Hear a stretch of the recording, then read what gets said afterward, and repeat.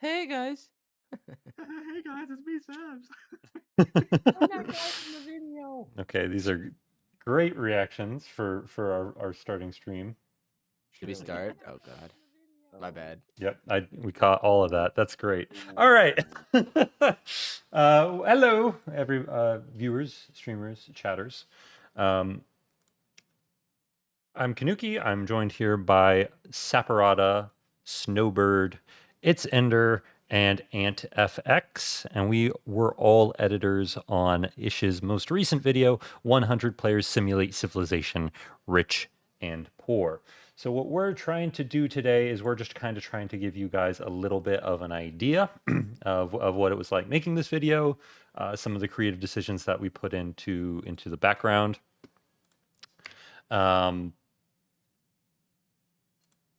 basically we're just not a tell-all necessarily, but sort of a behind the scenes behind what was cut, what was added, how we did certain shots, all that sort of stuff that I know everybody who thinks that this video is peak would like to see. So any comments from the wonderful fellas in chat before we get started? Rest in peace, Ish. Spoiler warning. Oh yeah, spoiler warning. We are going to watch through the full video, or we might have to split this stream up into two parts because it is a 2.5 hour long video. We also might talk about things that happened before or after they have happened, so that's also another reason for spoiler warning. Yeah. Full spoiler warning. If you haven't watched the video, go watch it and then still tune in. Just mute us. Yeah. And don't look at it. Obviously, we need every viewer.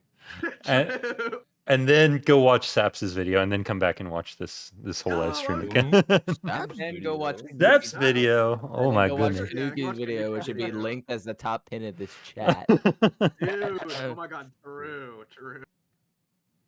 Okay. If there's nothing else that we need to say before we get started, if there aren't any questions from chatters, we're just going to go ahead and start it off. And I don't know why it starts there. Experiment in Minecraft history. I scattered 1,000 people across 2 massive islands to simulate a realistic civilization. The players were given no help or guidance, and just like in real life, if you die, you remain dead forever. Now each player has the freedom to do whatever they want. Farm for food, become a dictator, and build a society. At least as best as they can, because while one island is a rich, green paradise, the other one... You're kidding me. ...is a barren wasteland. It's up to each player to work with what they've got. Will there be peace between the islands, or will there be war? Okay, first question that I have of this stream is actually for Ant. Did Ish like this little sparkle that happens around the island every time? It happens like 20 times throughout the video. Was that a specific request from Ish? Was that like your addition? Yeah. Like That was his. Yeah, that was like he kept telling me to use the sparkle thing, so I was like, all right. okay. Yeah, Ish loves that damn sparkle. Yeah. Isn't it a reference to So many times. Every other earlier video. videos? Yeah, that's why it's there. I think. Also, for some intro context, I'm pretty sure this is the 4th intro that was made. Really? Ish struggled with the audio for this intro comparatively to others. He went through, I think, 3 or 4 iterations, if I remember correctly, and we ended up editors voting on the 4th one. Yeah, there were a lot of kind of different, crazy. There were a lot of different he soundtracks. Just wasn't happy with every single one, and he wanted it to be perfect. I think actually this isn't an epidemic sound. This is the first time Ish actually, and I could be wrong, but the first time he actually didn't use an epidemic sound song for Pretty it. sure he bought this track. No, I thought this was an artlist one. Okay. Oh, we bought it? Okay. I could be wrong. I don't remember. Ish in the chat says, "Are you guys actually watching the whole video again?" No, I don't know. Probably. I mean, we're probably. I don't know. We'll see. We'll see how much we get through. We'll see what we get through. Okay. Yeah. I mean, I wonder how long it is before Ish actually like starts just custom ordering music for his videos. Like we already got a little bit of a taste with that later on with the whole like Westhelm band. So I'm curious if he'll ever like just compose his own stuff. I'd love to see like more community or like event music get showcased if people do that in events more. Yeah. Ish usually likes doing that, yeah. Yeah. Okay. So there is a part of me that thinks that you could do a really fun 2.5 drinking game. One of the drinks is just whenever the sparkle shows up on screen, you take a shot. Oh God. Happening is the single most amazing story arc I've ever seen. All I will say is pick a nation to root for and enjoy the video. I present to you the rich and poor 1,000 player civilization experiment. Don't forget, if you want to participate in these videos, join my Discord server and of course subscribe to my channel. All right, we got 1,000. Good luck, everyone.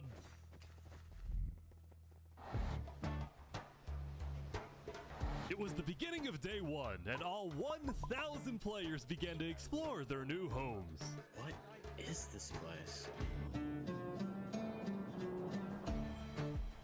Before the first day, I had made everyone choose randomly between Island 1 and Island 2. And I didn't tell them that one of the islands, the first one, would be a barren wasteland.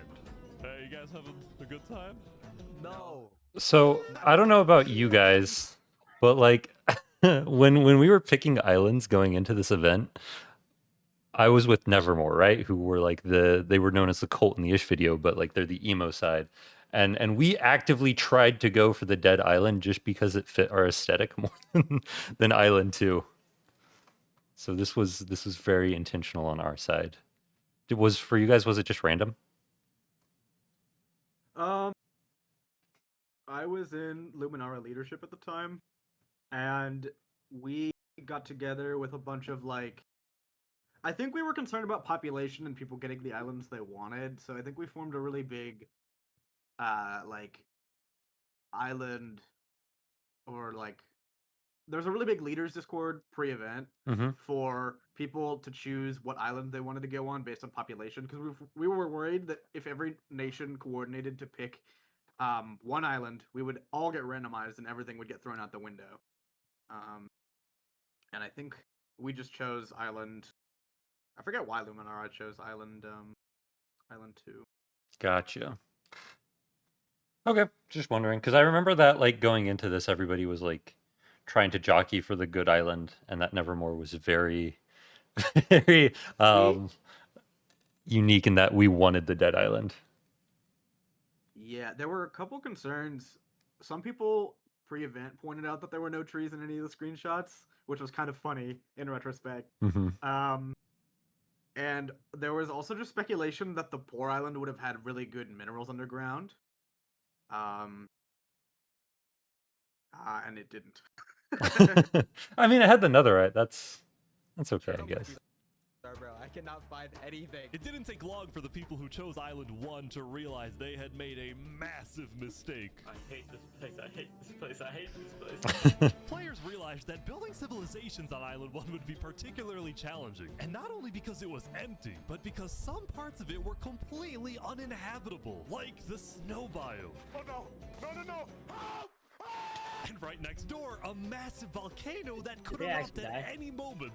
No, Arda was a Nevermore citizen. He was there when Tyrannical died. He actually built up with Tyrannical, so he survived at least until like day 6. That's nice to know. That's funny. Apparently, chat says it's quiet. Yeah, let me fix that a little bit. Oh, is the Ish video quiet? Yeah. Okay. Everything else seems. Oh. Can hear you okay, but everything else seems. Gotcha. Okay. Not going down there. Oh yeah, that video is This quiet. volcano also happens to heat up all the water on the There we go. island. Okay. This killed a lot of people. The boiling water is what a Now, to begin ridiculous building thing to add civilizations, on the top of player- everything. It was a So mean. nice little like addition. I thought it really added a lot.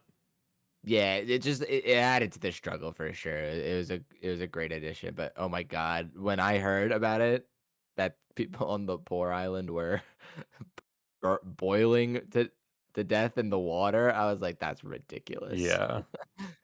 That was funny. Needed to find a tree. Please tell me where the trees are, bro. Wood is an essential material, and without it, you really can't do anything. Now, luckily for Island 1, there was one tree on the island, and it was pretty big too. But, of course, it was completely surrounded by boiling water. You've got to be kidding me. Other drinking game you can do, every time Gray by the Way shows up in a shot, take a shot.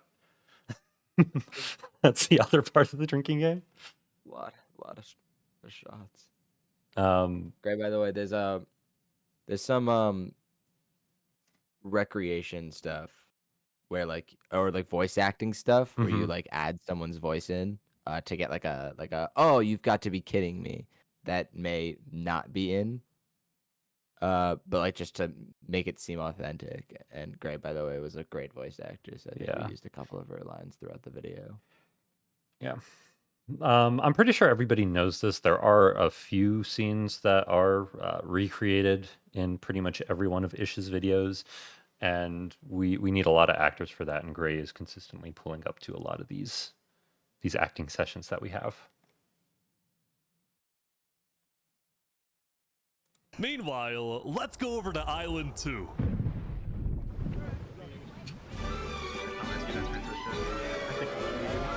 Hey guys!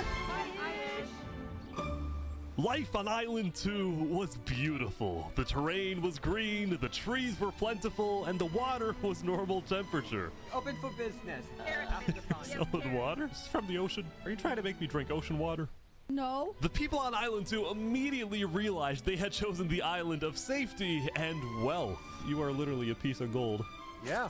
The only real danger on Island 2 was the possibility of falling down from a tree as you're collecting wood. But some people found a way to even work around that. So you're planning to build a bakery. Yes, I am. And you're forcing your employees to go up and get oak? Oh, no. She forcing you to work up here.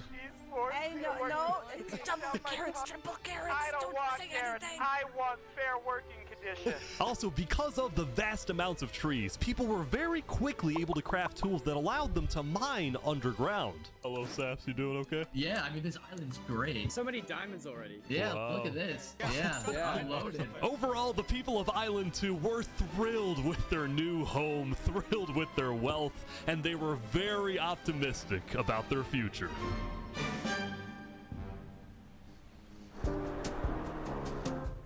By the end of the first day, players on Island 1 had finally reached the big tree.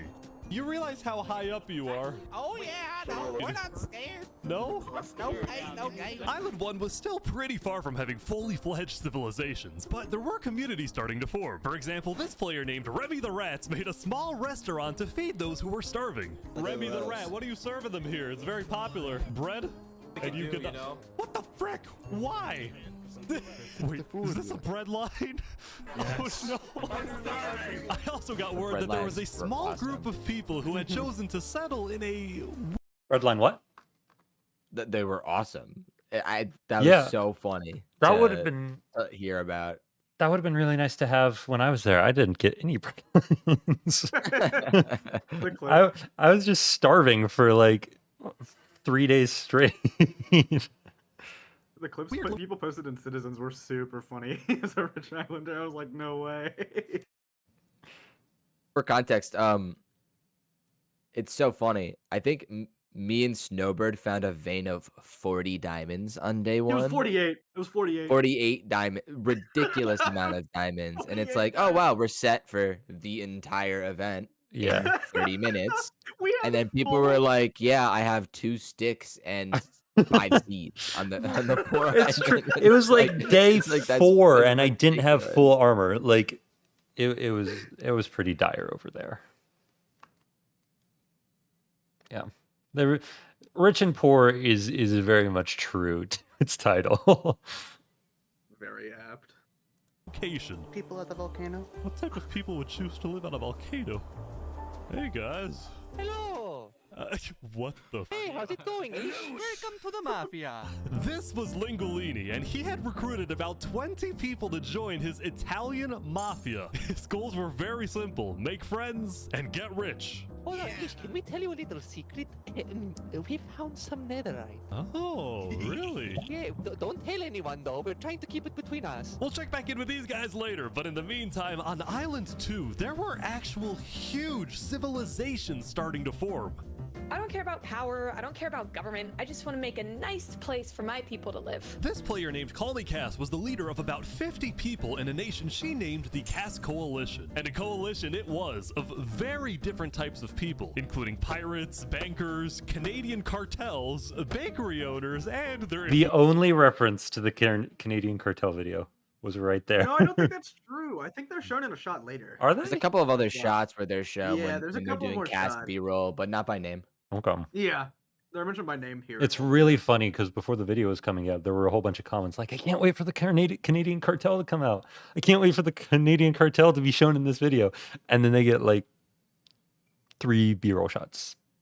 Funny editing context to this specific mention of the Canadian cartel is that it wasn't in the original cut that the editors got.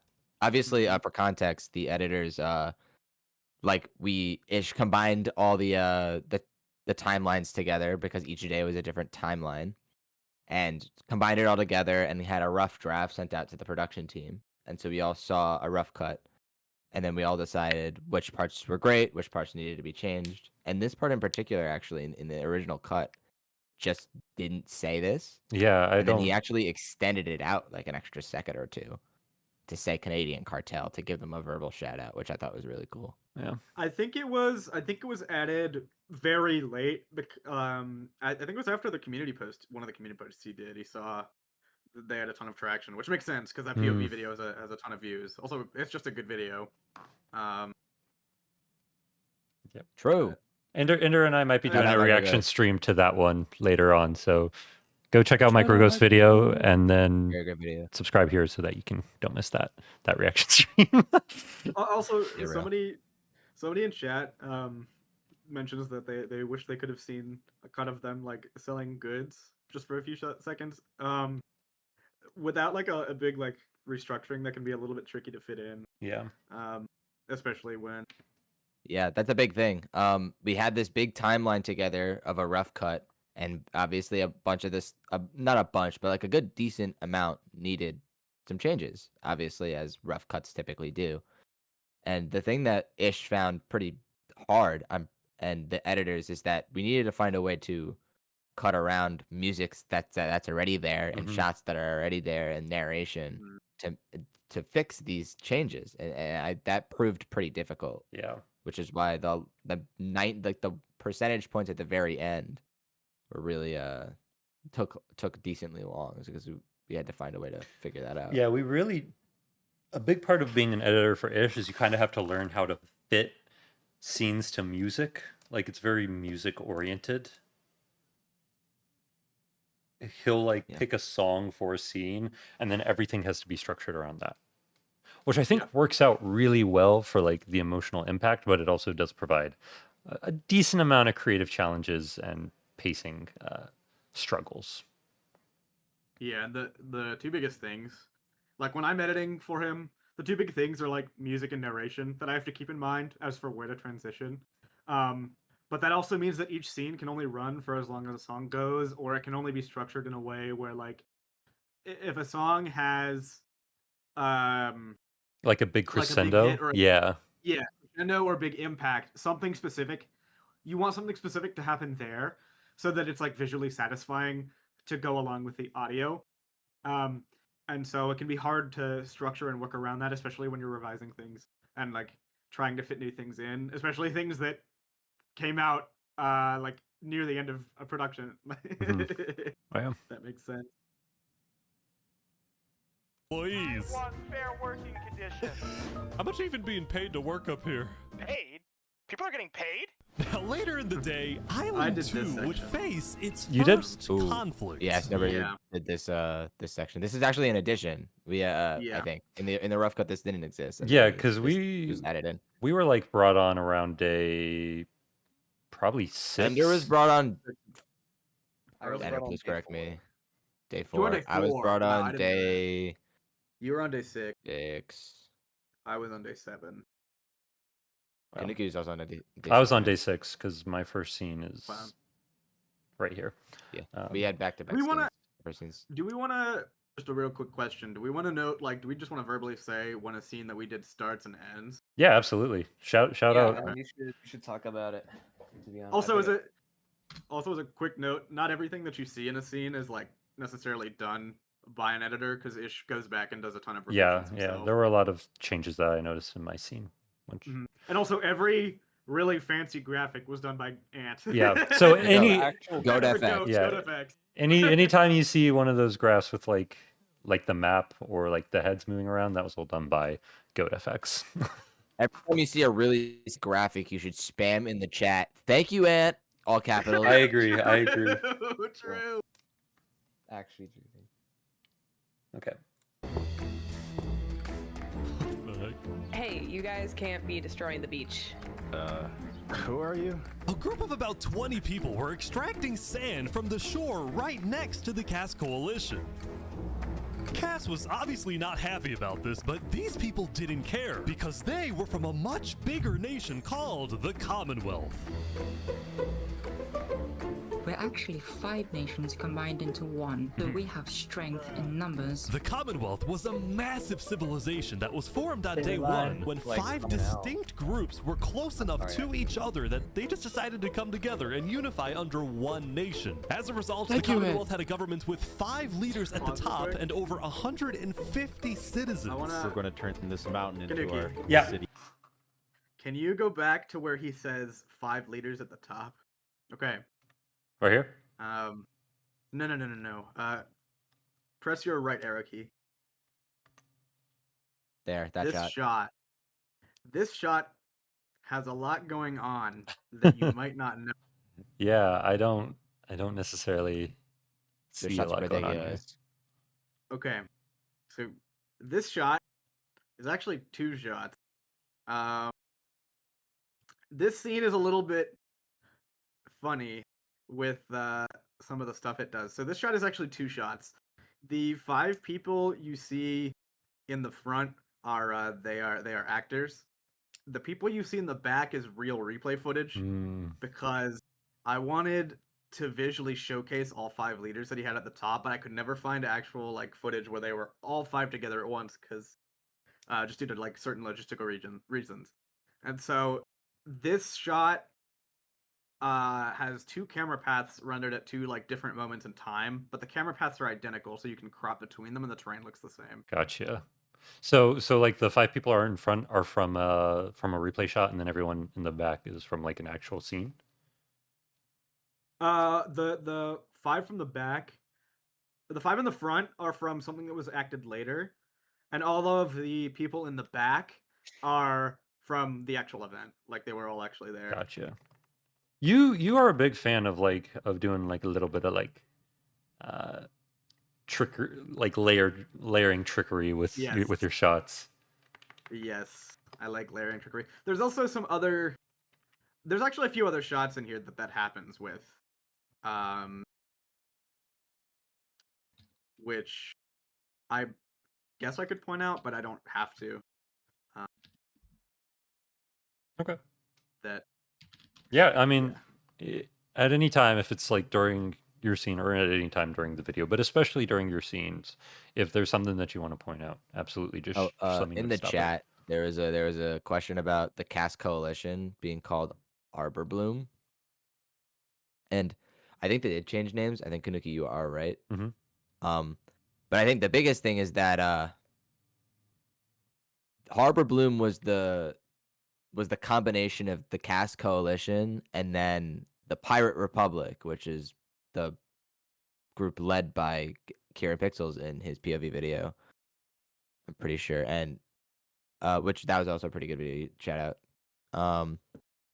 And so I think in the actual event they were Harbor Bloom, but for simplification of storytelling, I think Ish actually combined both groups and then the figurehead was Cass, because Cass was the figurehead of Harbor Boom, and just named it the Cass Coalition to make it easier for the viewers to understand. Yeah. Especially viewers unfamiliar to the event. Yeah, Ish will do a lot of things, just like simplifying what to call people rather than being like, in this republic made up of the Cass Coalition, the Pirate Republic, and it just gets too much to keep track of. So it's just like, and you're all Cass Coalition now, and you're all Westhelm now, and you're all Infernus now, all that sort of stuff, where they'll just sort of like pack everyone together just for the sake of making things a little bit simpler to reference.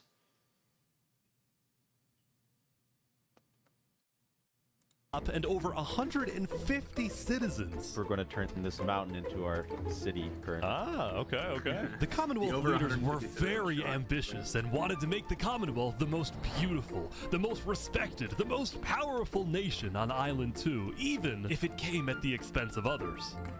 Overall, by the end of the day, Island 2 was much further ahead than Island 1, as expected. I wonder why. But let's see what happens in the following days.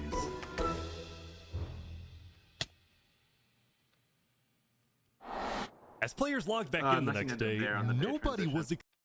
What's up? My scene ended on the day transition for that one. Gotcha. Also, I do want to say it verbally just in case, like, if you have VOD watchers, they're not confused. Someone Chad asked, yeah, I imagine most portrait shots are probably edited after the fact for visual. That's not true. I think we just that shot is just a special case because I needed all 5 Commonwealth leaders like on screen at once. And also in the scene for like consistency. Yeah. But most portrait shots are just a close up of somebody in like the moment. You just put the replay camera right next to them. Yeah. It also varies a lot based off of the specific editor that was working on the scene. And it is kind of fun being an editor and going through and watching the video and being like, I bet this person worked on this because of how like there are very specific nuances that it's edited that like even though Ish has like the final call and makes a bunch of changes to everything, there's still like little stylistic choices that slip through. I think that's most obvious with Jaws sections, but just something worth pointing out. Also, go to FX. The heart icons. Oh yeah, are so good. It's really funny because I'm pretty sure we like make up these numbers. Like no, they're not. They're not made up. I think they're proportional. Because the event accepted 1,300 players. Yeah, because like without fail, there will be some people that won't be able to log on every day, or some people that just won't log on at all, and you'll only end up having like 1,000 players on at any given day, just because of how things work out. So yeah, we adjust it to be 1,000, and you said it's proportional for how it fits. I think so. Could be wrong, but I'm pretty sure. Okay. As players logged back in the next day, nobody was expecting that the beginning of day 2 would end up having one of the most consequential moments of the entire event. Revy the Rats was running his restaurant when he received a visit from a player named Spoon. Does anyone... Knight, I need food, I'm dying. Yo, Spoon. Well, yeah. My goat. You're private, but oh, I need food. Oh, God, I'm too kind. I care about everyone else before myself. It's such a problem. Now, this player, Spood, was a rising leader on Island 1. He was known for always giving away his I'm own so food. surprised that Spood was not a more popular character from the video. Agree. Like, especially with some of the scenes later on, he feels like the type of Chad character that people would just sort of like find really funny and like for that reason. But yeah. But I think some he's people probably started the to most popular suspect... leader, absolutely. Yeah. You know. But I just think this video in particular is very character focused. That's true. This is a lot more character focused than a lot of the other videos. He was kind of the big part. He was the big leader or figure of the B plot of the video, which is the Westhelm versus Commonwealth. Yeah. I think, or Westhelm versus Infernus / Commonwealth, like that. Yeah. Plot line. It was like him, and then it was Lingulini, Cynnikka, and then Sitzkrieg, I guess. Yeah, that's fair. and so they were all kind of like hogging the spot, like not hogging the spotlight, but fighting for the figurehead of that spotlight, if that makes sense. Yeah, that was a big problem that we ran into in season 2.5 is that like it came right on the heels of season 2. I say right on the heels, it was like a year later. But it was like right after season 2. So we had a whole bunch of people joining from the season 2 video that wanted to be the next Alanya Low or the next Storming Hell or the next whatever. A freaking turkey. Yeah, a freaking turkey. So there's a ton of people that wanted to like start nations, and it was a lot, and there were a ton of people that wanted to do like assassinations, and it was a lot worse in season 2.5 than it was, I would say, in like any other event. So it makes a lot of sense that it's more character driven in this video rather than being as nation driven.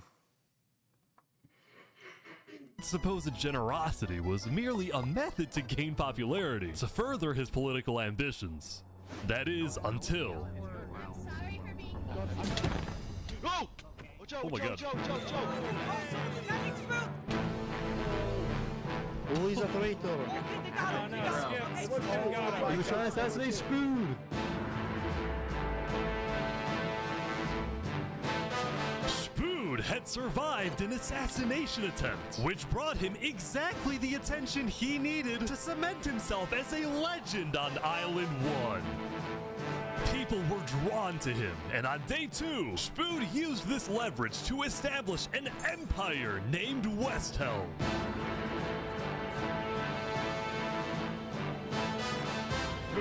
These people have made me emperor. This right here is going to be our capital. We're also building a massive coliseum. You mean where people fight to the death? Exactly! Even though the people of Westhelm were still struggling with food and resources, their motivation to succeed was unbelievably high. Earlier, somebody tried to take my life. Someone with this face. But now, he's dead! For the first time, it seemed like the people of Island 1 had hope. The Ballad of Emperor Spoon. Nearly killed by some dude. Island 1 was finally starting to develop civilizations, but not all of them were as motivated as Westhelm. Right next door, for example, was a cult named Nevermore. That Wait, we were not a cult. We were not a cult. I don't know, man. From where I stand. We were just sad. Also, take a shot, Gray, by the way. Just boxed themselves in and wanted nothing to do with the rest of the world. Quoth the raven, nevermore. And honestly, these guys weren't wrong to be pessimistic. See, some of the people who chose Island 1 had secretly been hoping that when they finally make it underground, they would find troves of iron and diamonds. But instead, they only found a giant layer of lava that stemmed from the volcano and covered the entire island. This lava layer ended up killing a lot of people. That said, a lot of people weren't necessarily angry at the poor conditions themselves, but more so about the inequality between Island 1 and Island 2. See, even though the two islands had a border separating them, preventing anyone from crossing for now, rumors were spreading about the wealth and the amazing environment of Island 2. Because of this, some people on Island 1 were starting to develop some feelings about the other island. Island 2 might be the better island, but we're the better people. Oh. In fact, artists on Island 1 were already making propaganda posters, some of which were rather concerning, including a few creations by our mafia leader, Lingulini. Speaking of Lingulini, there was some drama on the volcano on day 2. I just survived an assassination attempt. What? Whoa. Mamma mia, help me, I'm getting chased. Lego likes just attacked me out of nowhere and I had to run down the... It's so funny that Lingulini is kind of goated. He literally always sticks to the bit. Like, yeah, he's getting attacked and jumped. It's awesome. It's really impressive, to be honest. Like, I don't think he ever broke. Like, even outside of the event. Like, he obviously, sorry to burst in everyone's bubble, his real voice isn't Mario. But you would But, never like, know that because I don't every think a single replay single- shot yeah. that I've seen, he speaks in the Mario accent. And I don't think he, outside of event, in VCs, like in between days, didn't speak like Mario. It only was like after the event. He was like, yeah, and this is my real voice. And everyone's like, oh no, don't speak like that. Speak like Mario. Mountain. Yeah, It was he actually becoming a might be pretty the real common Mario. occurrence He on might Island be. 1 for people to try to rob or murder as a means to get food or resources. Okay, this is one big continuity error that we that we want to point out. The guy that dies here, Pretty common occurrence on Island 1 Faulty for people to try Survivalist. to rob or murder as a Faulty means to get Survivalist. food Shout or out Faulty resources. Survivalist, friend of Lingulini. ours, also shows up alive in multiple different scenes after this one, and I don't think it's something that you would notice outside of being an editor. Has anybody pointed that out in the comments or anything? I guess There's so many comments. There's so many comments. I haven't read Yeah. through them all, but I haven't seen anything about it. That'd Either be way- fun for Ish to like look up. that Yeah, shot like a has been search like bar. that shot is just like a demonstration though. So you know, Yeah, I get guess. the point across. Oh, goodbye. Was not going to let that slide. Well, what are you going to do about that then? I put the hit out on him. Everybody in the mafia knows that the Lego Lex is an enemy of the mafia. But then, Said he'll be during right our back. Everyone's interview... like, thank you, Goat. Thank you, Ant. Oh, wait, Thanks, they're Ant. coming out over here. There's some Thank you, people Ant. coming Oh, out. those are people from Infernus. They're our allies. Oh, really? Lingulini had decided to share his volcano territory with a larger group called Infernus, whose main goal was to preserve and protect the sacred land of the volcano. I spoke with the leader, a player named Cynnikka, who described herself as the Queen of Infernus. We are a nation of the flame. We have to treat the volcano with the respect it deserves, and we hope we can work with Lingulini to do just that. Cynnikka and Lingulini agreed to protect each other in case of an invasion and use the volcano's height and flowing lava to their advantage. If anybody tries to attack us, we'll kick them out like a Koopa shell. Now, speaking of invasions, on day 2, the Cass Coalition was approached by an army of boats. That's a good question. Is Linguini actually Italian, or does he just naturally have the Mario accent down? I think he's a voice actor. Like, Okay. He's a voice actor. Not for Mario. He's not the real Mario voice Professionally. actor. But he does not. I mean, I don't know what he looks like in real life. Nor do I want to know. But my idea is that he's just really good at doing that. yeah, I think he's. Yeah, I don't know. I don't. I've heard his real voice before, and it's not like he has a thick Italian accent or something Yeah. like that. He's just a normal dude, which is really. Infernus was cult-like. Yeah, I'd say Infernus was probably more cult-like than anyone else. They had like an actual. They wanted to protect the sanctity of the volcano, as far as I understand. Which is a more interesting reason than a lot of other nations will have. Like a lot of other nations, it'll be like, oh, I don't like this for power reasons or territory reasons. And I think this is the first time in like a Civ event where it's just been like almost like a religious region or religious reason. Ideological. Yeah. Yeah. Or not ideological, but like. You know, like a belief or something. Yeah. Oh, crap. Guys, I think we're under attack. It looked like for some reason the Commonwealth was coming to attack. No, we can't fight this. We gotta run. Get everyone out. Get everyone out. I did this scene. But after a few moments of panic, it turned out to be just a group of immigrants who had gotten lost. We are not here to invade, I swear. Okay, correct me if I'm wrong, but Snowbird, you took over most of the scenes that had to do with Flux, right? And then Saps took most of the scenes that had to do with himself. See, initially that was a trend. Initially that was a trend. I got a lot of scenes. But that he had got to a do lot with of his myself, scene. which is ridiculous because I was editing my own POV video, and so I was basically doing my story twice. Yeah, I'm surprised you weren't sick of Crazy. like. Oh, I was. He was. He was. That's Trust me, Yeah. he was. Bro was burnt. Yeah, it was crazy. But I did a couple of other things. Why are y'all here? But I didn't do anything. I just followed You them. brought them all. You didn't do anything. Okay. The leader of the migrants, a player named 3 Below Zero, profusely apologized for the scare, and then the migrants took off. What's going on, Cass? I know they didn't mean to do that. I'm telling my people not to worry. Alright, glad to hear. Now on day 2, but players the scene was actually originally a lot longer. Yeah, a lot of these. Was revised. A lot of this was cut down.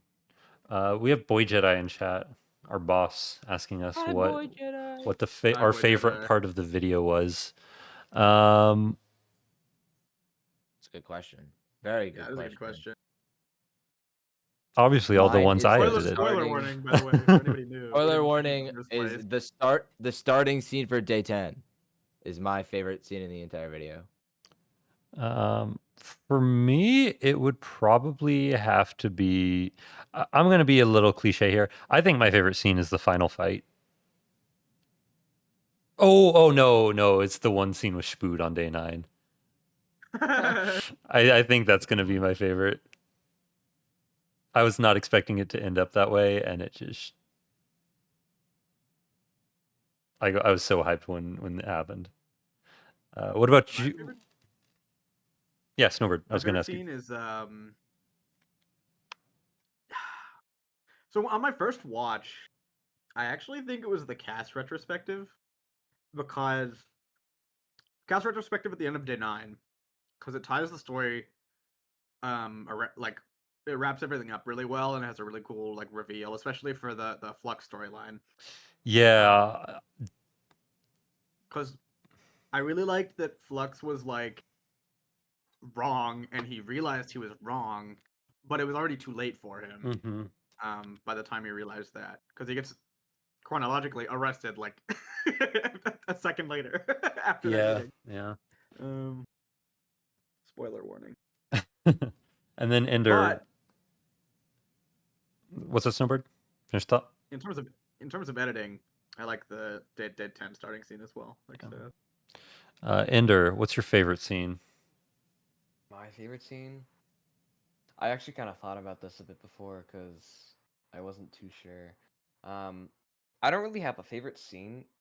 I actually have a favorite sequences. Like I think it was 3, but day 6, there's 3 scenes that go insanely well. Day 9, there's 2 scenes that go together really well, and then day 10, just the Blood Red Sun songs of Orange Warnings and Walk Ahead are just such a great sequence, and then Poe right after. So I don't really have like one set scene, which if I had to describe one, it's pretty generic, but it might be the duel. But biased picks wise, that one Spood scene in day 8 or day 9, and then I also am biased because I made the trial with Ish, but the trial is also one of my favorites. Finally realized that Island 2 was not technically an island at all, but an archipelago or chain of islands. The northern island was an optimal place to settle with open fields, trees, and wildlife. So naturally it had the biggest civilizations, including the Commonwealth, the Cass Coalition, and a huge kingdom named Tricolor ruled by a monarch named Jofiel. The red stands for the underground, the green for plains, and the blue for the coast. The center island, meanwhile, had pink cherry blossom trees and was the home of a small nation called Barbie Land. What is this? Life in plastic? Oh god. It's fantastic. Okay. And lastly, the southern island was big, but also extremely dense, flooded with jungles and swamps. As a result, nobody really wanted to stay there, although I did find one person. Saps, what is this? Can't you tell? This is my vacation home. How's this a vacation home? I don't see any lawn chairs or furniture. There's no roof. Hold your horses there, cowboy. Hold your horses there, cowboy. Funny. Two references here that I wasn't an editor at the time because it was really early on in the production process. This was during recording, so. But I did have influence over what I actually said here and what Ish actually said here as my introduction. So there's 2 references here. First reference is when I call it a vacation home. And this is in reference to in the previous season, season 2, I jump off the Therian Tower, and that's the end of my character. But the real out-of-game reason is I went on vacation. And so the reference is that this is my vacation home. And then the second one is hold your horses there, cowboy, which is just literally a direct reference to my other video, which is 200 players simulate the Wild West in Minecraft, which I thought was really funny. Yeah. Saps will make a lot of callbacks. I didn't know about the vacation home one. That's funny. Yeah, which I think the first things said about me are just direct references to things in my past, which is super funny to me. Also, actually, Saps, do we want to talk about this building, or no? Ooh, yeah, actually, yeah, because my POV exists. Yeah. This is fake. Just as bluntly put, the introduction of my character and this building is fake. In the, I'm sorry, but the real event, this building was specifically made for world meetings, and it was made in the span of like 20 minutes. In the actual thing, I think it was Not 20 minutes 20. on day 4, or an Well, hour. oh, I was wondering No, about it that. I was like, this is a weird ass vacation house. Like, So here's Yeah. what happened. Here's what happened with this building.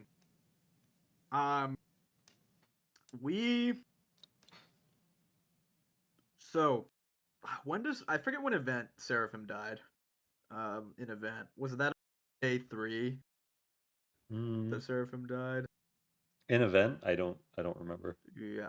Well, we built this structure really, really fast at the start of day 4, and then had to send Saps out to go get the world leaders, and then Flux and myself and the rest of the evil goons, like Rotation Thomas and Gatoga, stuck a trap in his roof. Spoiler alert. No, but you're spoiling the video. But the structure was built very fast.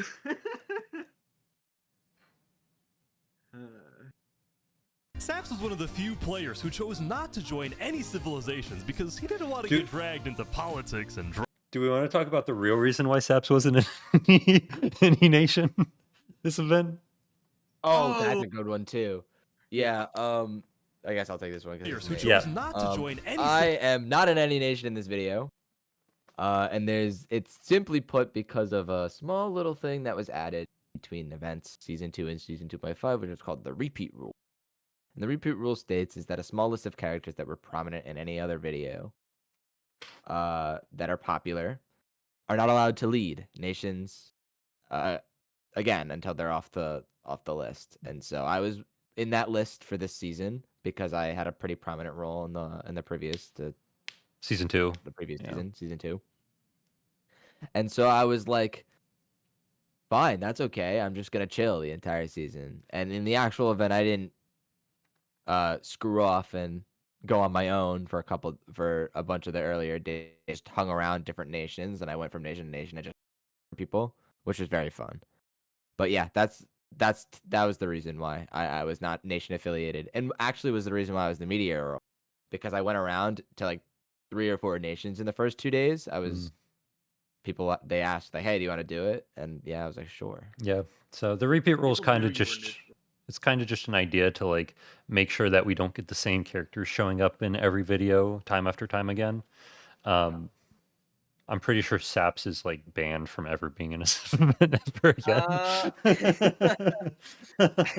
Saps clause of the repeat rule may be a thing, but we don't know. We don't know yet. We'll see. We'll see. Yeah, he's updating it, so we'll find out. Oh, cross your fingers. We want Saps in season 2.7 and season 3 and season 3.5 and Every time. Weird. Ew, dude. Oh, ew. That sounds so weird. Yeah. I can't comprehend anything after season 3. Yeah. Civilizations because he didn't want to get dragged into politics and drama. Still, he made lots of friends across Island 2, his best friend Flux actually being the second in command of the migrant group. Speaking of, 3 Below Zero and the migrants had finally reached their destination all the way up north. Now, other than accidentally invading the Cass Coalition, these guys seemed pretty insignificant.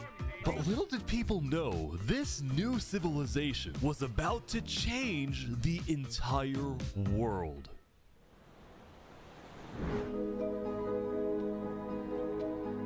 We are blessed to live where we live, and we intend to use it for good. We are enlightened. We are the light. We are Luminara. The migrants had decided to call their civilization Luminara. They saw themselves as the light of Island 2. Okay. This. What's that? Sorry, there's a stupid bit where every time he says inventors, we, like, me and a few of the other staff who did a 2.5 laugh every time because we see a crafting table or like a crafting cube that you'll see in like the next shot. But so the reason I paused the video here is because I think it's so funny that Three Below is portrayed as like this paragon of peace and like benevolence reaching out to people. And I need you to remember that I died early-ish on. I died around like day 6. So I never really got to meet anybody from the rich island. So I only met 3 Below Zero like well after the event.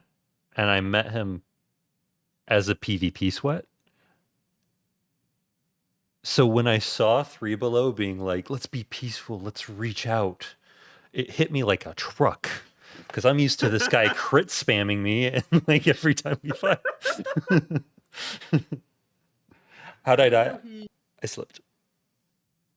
Oh, also, just a note. Kanuki, your link got posted in random. I don't know if you knew that. Yes! I did not. That's huge. Anyway. What were you saying? Or was that it? I thought Snowbird had something. Yeah.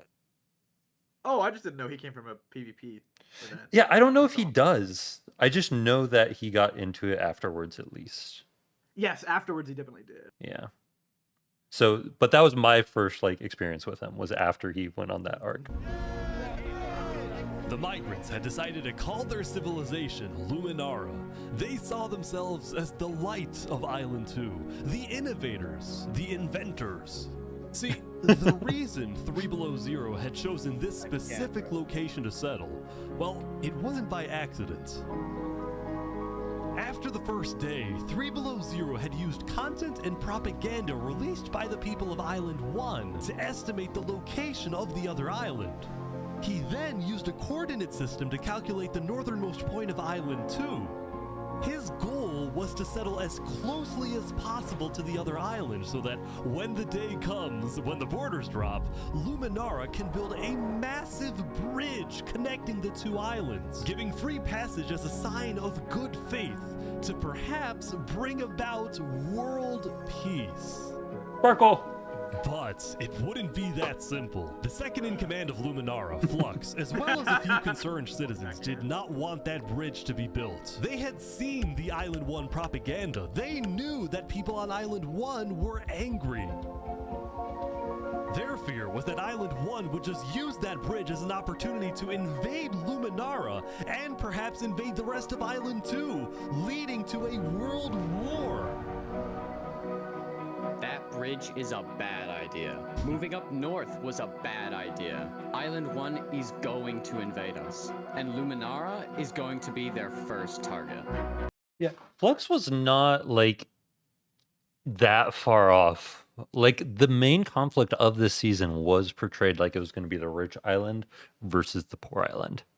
And I'm very happy that that's not how it worked out. The nuke was real, but there was something weird about it. We'll get a little bit more into that when we get to that scene. What about the goal of world peace? I respect our leader's goal, but he's dead wrong. We shouldn't be trying to befriend our enemies. The way we're going to achieve world peace is by uniting Island 2 against Island 1. What if 3 Below Zero says no? What if they finish the bridge? Well, then at least they'll know I tried to warn them when Island 1 comes and kills us all.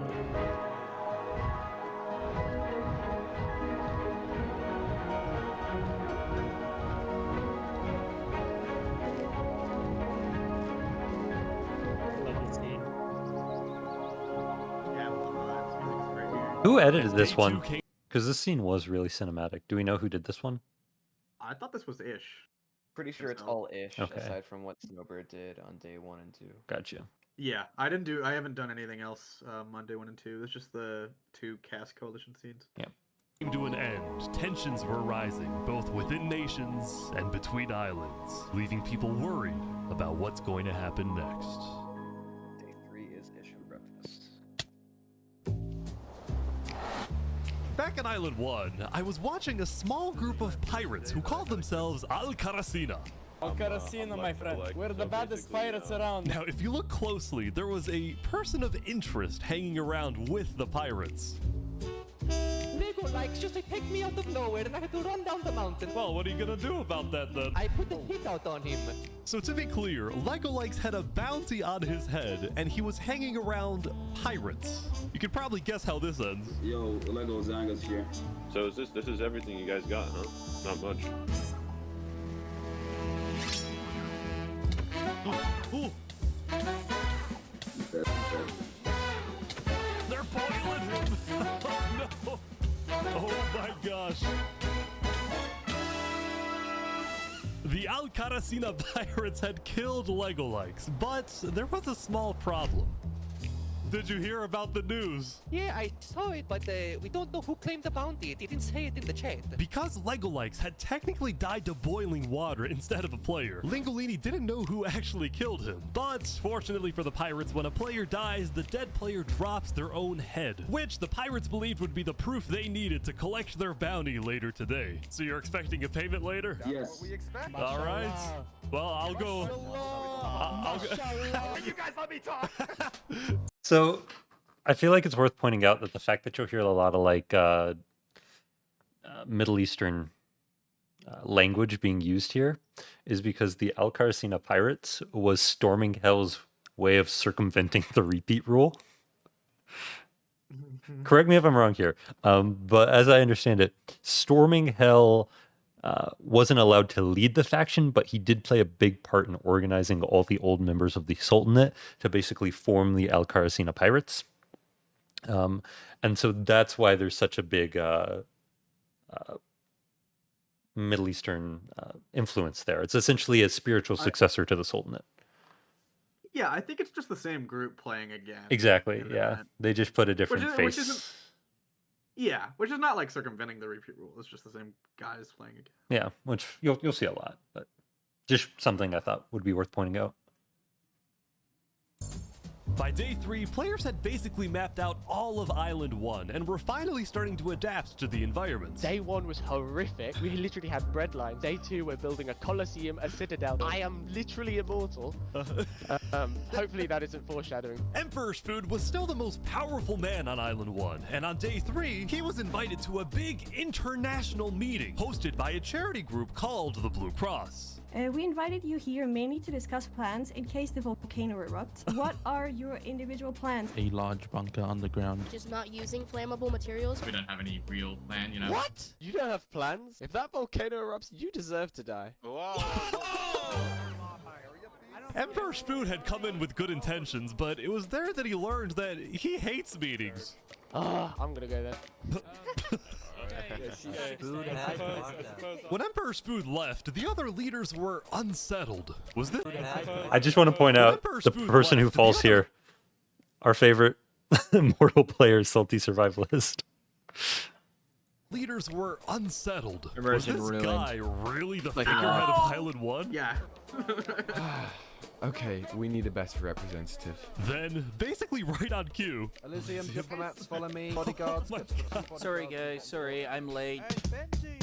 This This is Benji, Oh, this song and is he's so the good. leader of Island Yes. 1's second biggest civilization, called Elysium. See, on day 2, Benji had discovered that toward the outer edges of the island, away from the volcano, the water isn't boiling hot anymore. So he founded Elysium, which literally translates to a place of ideal happiness. And he made the nation to give peace-loving people a chance to relax and get away from all the troubles of Island 1. Cross my name off the list.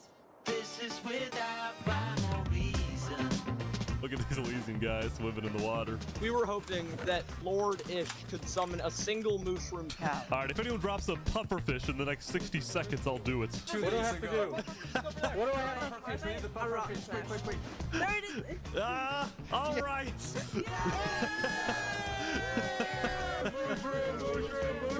We can kill it for leather!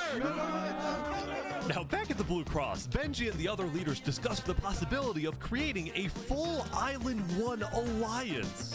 All the leaders at the meeting, including Westhelm's representatives, believed that given the harsh conditions of Island 1, an island-wide alliance could be a game changer. But first, Before we make this official, we have to convince everyone else to join. see, there were a few civilizations not present at the meeting, and to complete the full Island 1 alliance, the Blue Cross would have to go out and get them all on board. First was the Alcaracina Pirates, who coincidentally happened to pass by the meeting as it was happening. Hey, guys. Hello. They were on their way to collect their bounty from the second nation not yet in the alliance, the Lingulini Mafia. Oh yes, they're waiting. Hello, I'm looking for Hello, Mario. anyone? Hello, it's me. Ooh, mamma mia! It looks like a small brain. It sure looks like a Lego lights. Meanwhile, the Nevermore cult would probably be a little bit more difficult. Bro. Is it that sound effect always gave me a little bit of pause. Like I'm like, is this gonna get us in trouble? redacted company, redacted sound effect. No idea what you're talking about. Continue. Convinced, but the Blue Cross said they'd try anyway. Now, as for the fourth and final nation, well, it was a bit of a mysterious group. Their civilization was down south, and they were very isolated and secretive. They were also rumored to have an extremely strict government, but also a large amount of very skilled fighters. As a result, people were kind of scared to approach them, but they knew they had to eventually to complete the Blue Cross Alliance. They knew that if this alliance works out, it wouldn't matter that they all lived on the poor island. All of a sudden, out of nowhere, the most powerful force in the world would become Island 1. At first, Island 1 was supposed to lose, but now they were on the verge of turning their lives around completely. Yeah, so the Covenant, which was just shown, not here, but right here. The Covenant was basically all of the PvP sweats that are friends. They're like, let's make a nation. And then it ended up being what is it called? Covenant. So it's also really funny because both of these shots, this shot right here Their lives around completely. and this shot right here, are both shots of Brepfest. And Brepfest is something that I thought would make it into the actual video.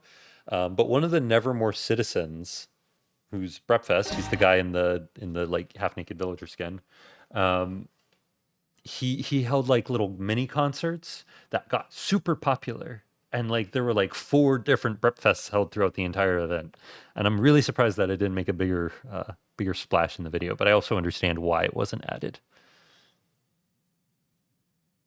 Long video. Long video.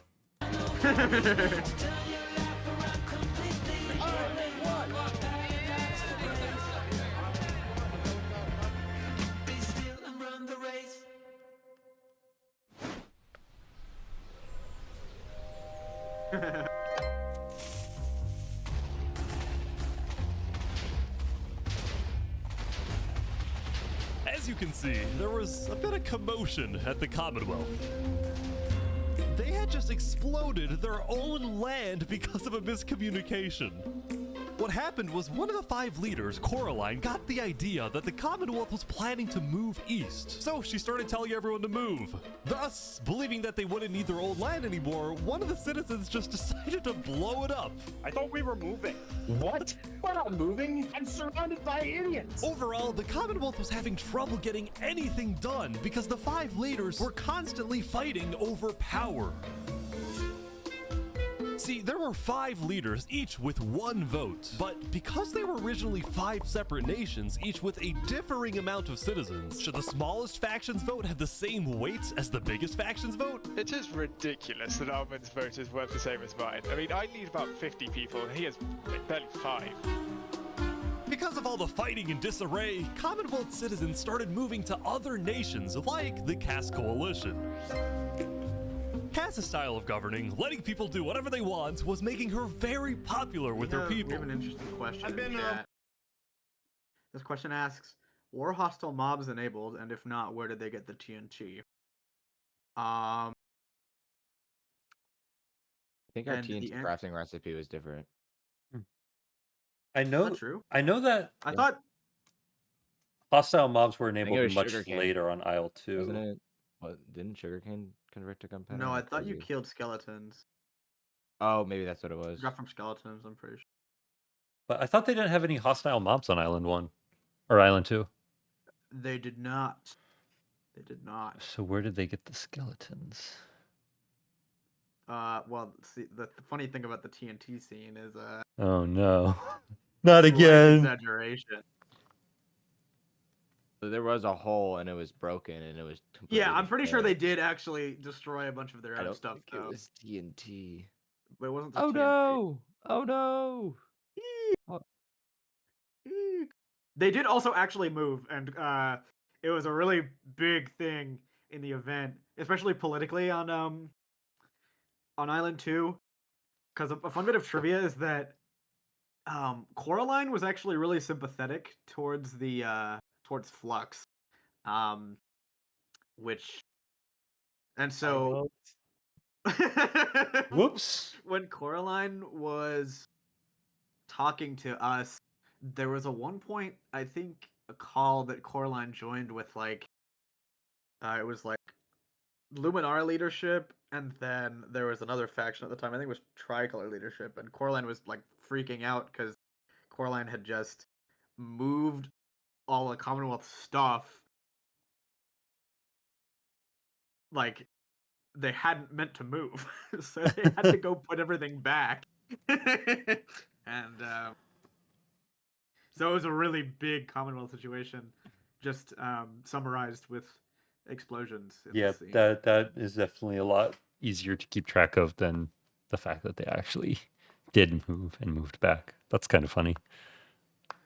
With Cass since pretty much the beginning, and she's established a democracy, a true one. Really focused on like letting everybody do their thing. But at the same time, the lack of any regulations had some unintended consequences, like players making strange and ugly buildings. So to solve this, Cass hired a building inspector. I have placed a lot of foundation for a glorious city, basically made out of stone. That way no one can burn us down. However, the building inspector did get a little power hungry. What's going on here? He said he's gonna demolish my house because it's not up to building code. Because it's not up to code. So then, citizens took matters. Okay, quick question. I know Pro Gamer Dude is like a good friend of Ish. Like they'll play a lot of GTA RP together. Was Pro Gamer Dude actually playing in like a majority of the event, or did he just log on for like random bits like this? He died early.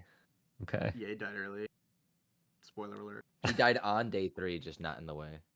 He dies actually in like 10 seconds. Oh my gosh. Not up Like to they building was code. Because it's not up to code. Boy, Jedi then, says first 3 citizens days took I think he matters played. into Okay. their own hands. What?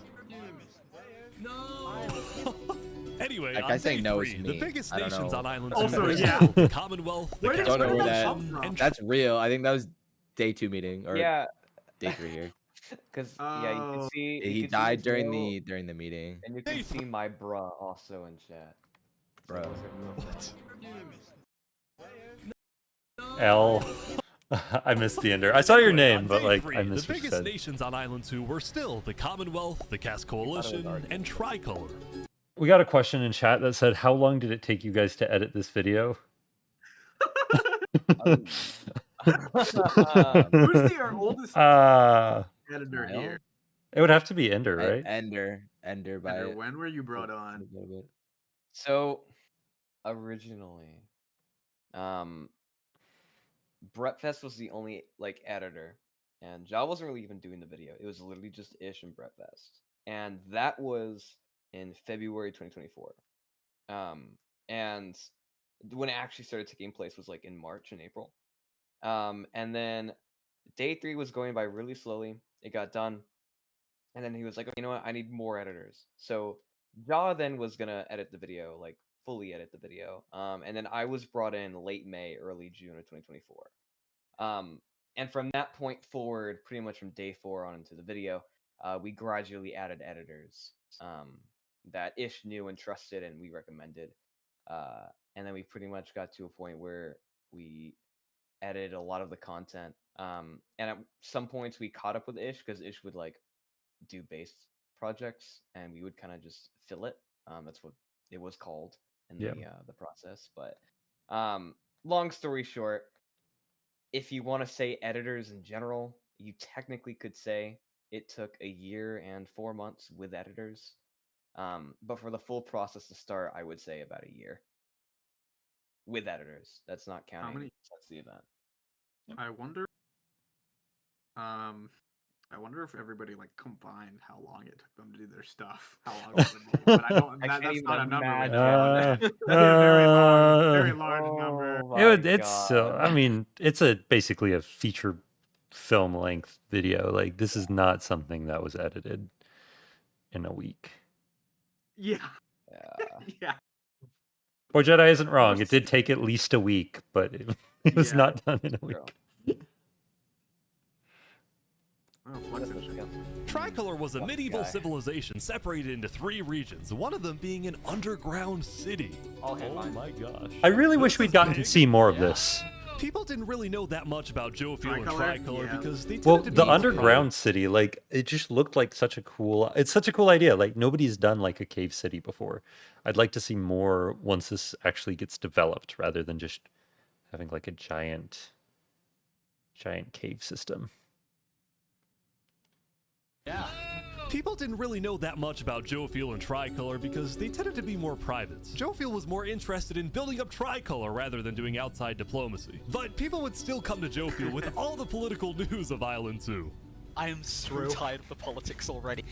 I've got some news. People are concerned with Aperion trying to colonize them. Oh my god. Now, this particular rumor about a group named Aperion colonizing people happened to be false. Aperion was just a small town led by a player named Alkaline, and it was actually the only nation other than Luminara that directly bordered the ocean next to Island 1. Yeah, I can hear you. I can hear you. That's okay. What? It's too loud for you. Who's being quiet? Turn us up or turn the Okay. video down. Yeah. Okay. Ant, what were you? Oh yeah. Oh, I want to know like what times were like these like sessions held Like each day? 6 to 8 p.m. Eastern time, I believe. Somewhere around there. Okay. Yeah, I think something like that. It was for And like then- 10 days straight, I think. For 13. No, 13 days straight. And then my fault. there was build days that were a couple extra hours long, I think. Yeah. Damn. There's only one. Was there only one build day? Was I it think just so. 6? I think it was just the one. Crazy. Oh, and for people that don't know what a build day is basically like a no conflict day, where players like just focus on building and making their builds. Yeah, don't do civilization politics. nicer. You get extra time Yeah. to make all the buildings that look really pretty in the video, that sort of stuff. Yeah, that was really fun for event staff.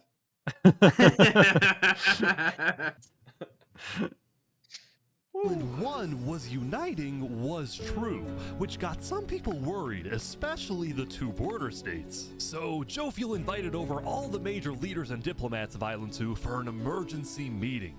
The only leader who declined was 3 Below Zero because he was busy building the Luminara bridge. So he sent in his place his second in command, Flux. Flux, what's your plan here? I don't care what 3 Below Zero says, we need to make sure everyone unites against Island 1. Good luck, sir. And because this meeting was the most important event yet on Island 2, Jovial invited a neutral mediator, someone who could lead the meeting in a fair manner and wasn't a part of any nation. Saps, where are you going? Apparently they're making me lead the meeting with all the Island 2 leaders. You sound very excited about it. Oh no, I'm not excited, I'm terrified. I'm accidentally gonna cause a war.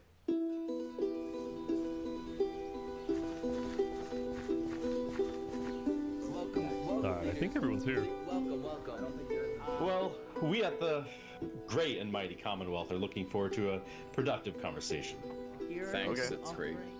So, as the president of Aperion, I'm actually really worried about our town, which is why I'm proposing we all join a defense pact.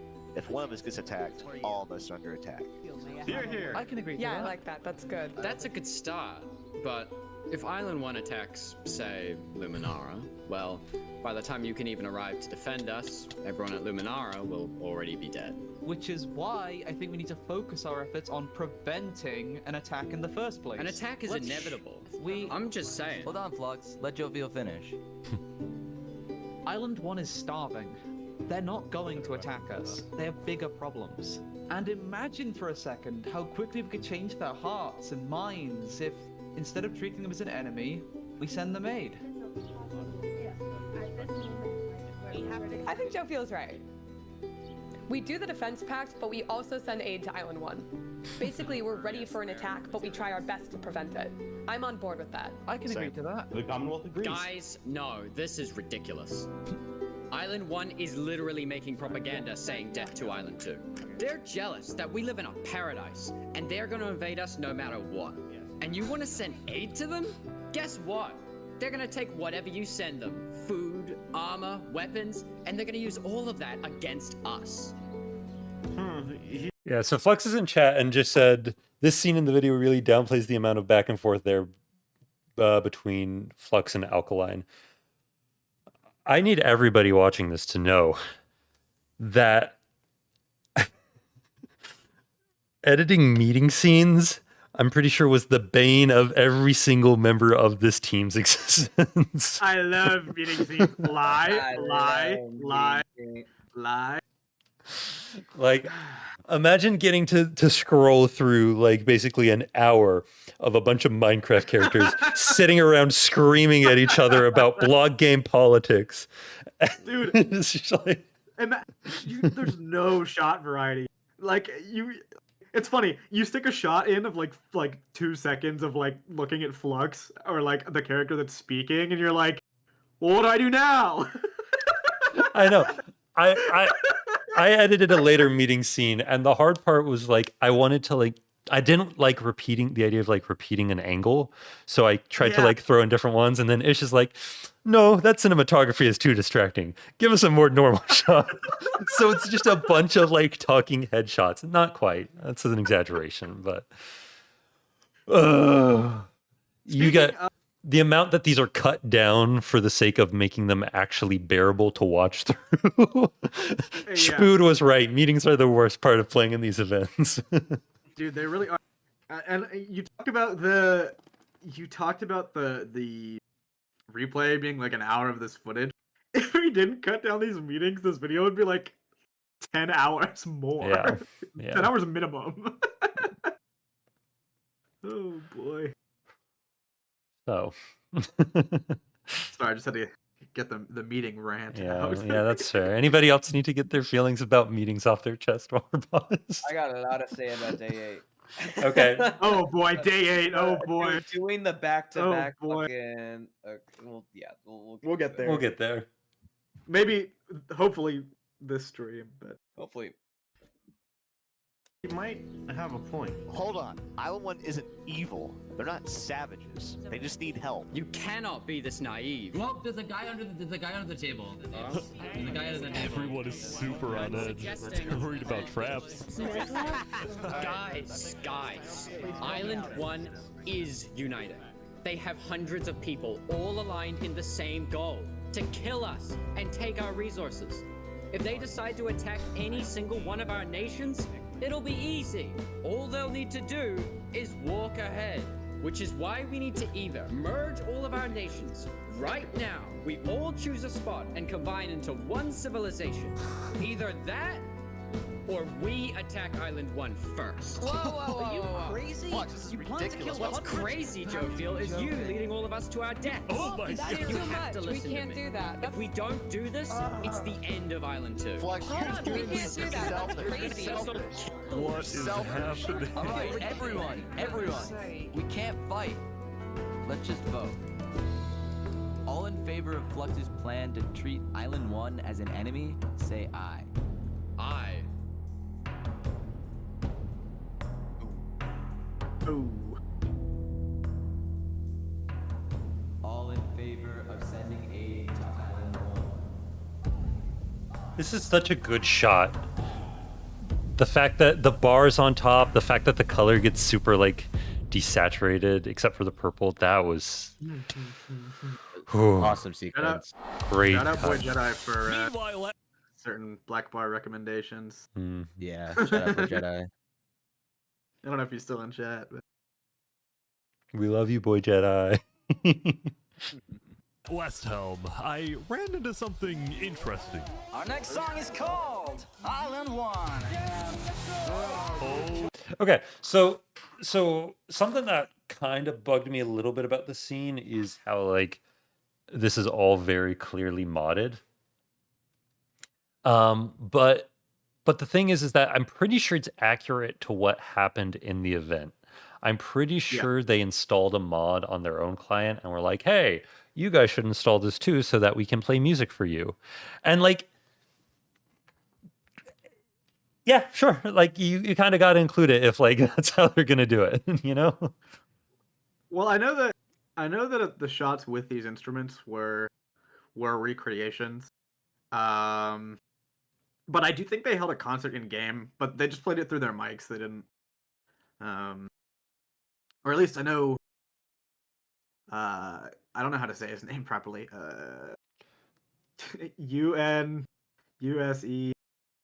Unuser Daris. I probably butchered it, but I know he sang in game and like played instruments in game, and I know that the music was composed, if not during event, definitely after. No, yeah, the band was 100% real. Unused eras actually makes a lot more sense for how the names. Yeah, that does make sense. Yeah, we may be decent at editing, but we are not smart. I'm that's not for sure. literate. The band being 100% real is a bit disingenuous, says Fluixon. Well, I just know that there was a band in the event that played music. It was probably embellished to make it look a little bit more polished than it actually was, because anytime you're using not replay mod, simple voice chat to do musical instruments, you're going to have a little bit of scuffed in how it comes across. My other, I was asked this earlier by some other people, or at least I received criticism about like people didn't read the instruments and it takes them out of it. And I know that is like a risk that was taken with the musical sections, but the thing about it is that I'm not so sure how else it would have been immersive to include the band, because if they were just standing there playing like clear, crisp audio, holding nothing, it might look a little bit silly. Yeah. And so I'm not so sure how else we would have visually demonstrated that without like modding the game, i.e. production standpoint. Yeah. Is my comment on the music. Yeah, there were, like I said, there were some people that had a mod that gave them instruments that they encouraged other people to download, but I don't remember if it was these guys. Yeah, something like that. So yeah.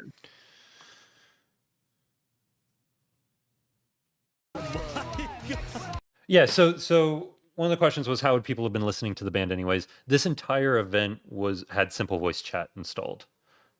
So everyone could hear each other talking in the event at the time. No Discord required, although a lot of people would be in Discord calls.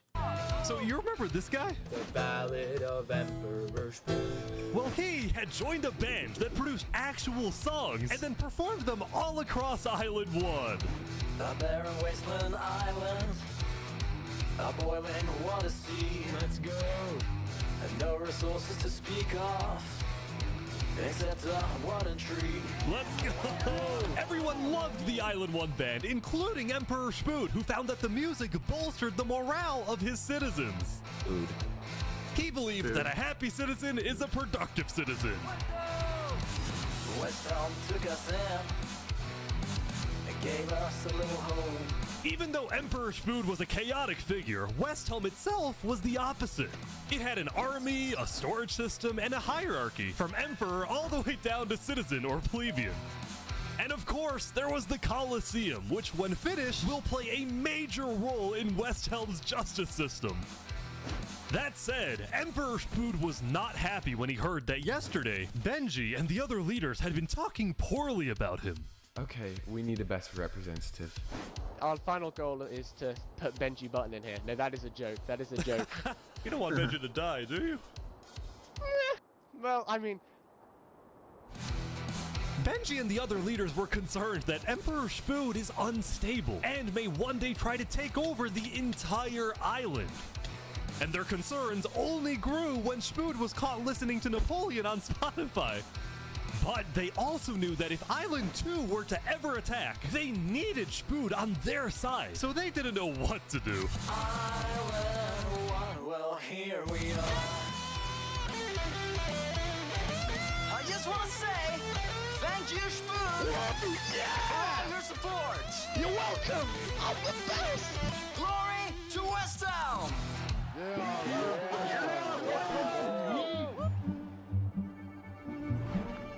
Meanwhile, Cynnikka, the Queen of Infernus, had decided to begin building a massive castle for her people, a beautiful home base that would hover directly over the volcano. Yesterday at the Island 1 meeting, a lot of leaders expressed worries about rumors that the volcano may erupt, and they talked about how they would each take different precautions. Everyone believed that the volcano was dangerous, except for Cynnikka, who had decided to take the opposite approach. It's all just paranoia. If we really value the volcano, we need to have faith it won't erupt. The main goal of Infernus as a civilization was to preserve the sacred land of the volcano. So what better way to show faith and demonstrate loyalty than to make your home right above it? Lingulini, meanwhile, decided to make his home underground within the volcano. Deep under the ground, like a Goombas. Lingulini's main goal was to get rich, and having direct access to iron and gold was one reason for him and the Mafia to live there. But it wasn't the main reason. Remember this interaction from day one? Hold on, can we tell you a little secret? We found some netherite. Oh, really? Scattered throughout the volcano were pieces of netherite, the rarest and most powerful mineral in all of Minecraft. Not even Island 2 had netherite. It was the single secret advantage that Island 1 had. And the only ones who knew about it were the Lingulini Mafia. These transitions in this scene are ridiculous. Yeah, they're really good. Now, even though Infernus didn't exactly like how Lingulini was desecrating what they consider to be sacred land, they made a deal with him. The Mafia can keep mining so long as they provide Infernus with some of the minerals they find. But Lingulini was unsatisfied. They want to use us. They want cheap labor. I'm not giving them anything. Lingulini didn't like how Infernus was basically forcing the Mafia to mine for them with nothing in return. So he secretly instructed everyone in the Mafia not to give Infernus anything.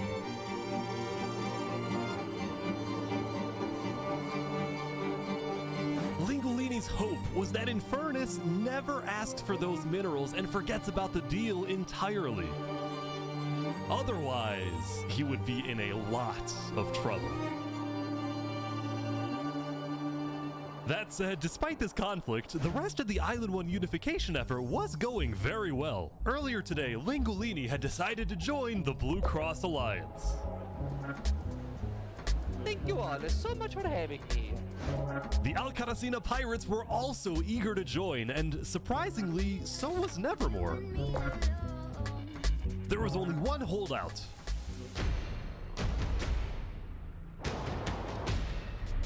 What an aura shot.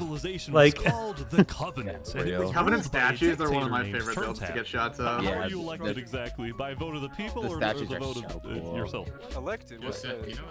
Turntap wasn't sure about joining the Island 1 Alliance because the people of the Covenant were generally skeptical of outsiders. They only took pride in their own nation, especially in their army, which was composed of really good PvPers who weren't above using torture to get their way. Are they drowning this guy?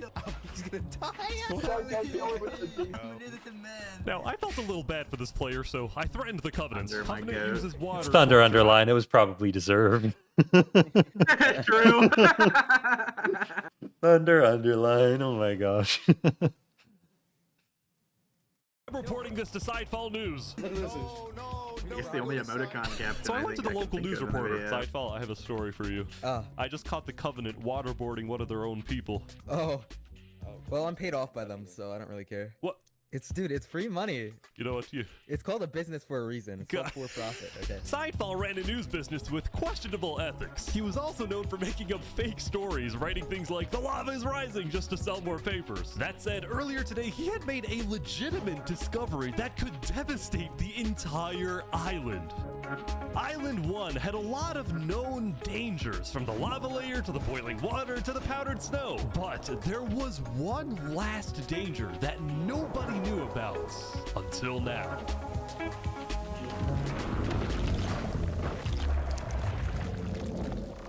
I think it is worth saying that everybody kind of knew that there was a warden down there. Sidefall was just the only one stupid enough to actually try and lead it to the surface for content. Based, honestly. Yeah, I mean, there was also a big group of people that also did it. That Yeah. didn't I think Sidefall was just Skull figuring Call, out. They're from Nevermore, I'm pretty sure. Sidefall is technically a Nevermore citizen. Yes. Yes. This was not mentioned during the video. Yeah. I mean, like, as much as Sidefall can be a citizen of anywhere, I think he kind of like floats around just kind of doing whatever he wants. But he was with Nevermore, nominally at least. He was a quote citizen, unquote.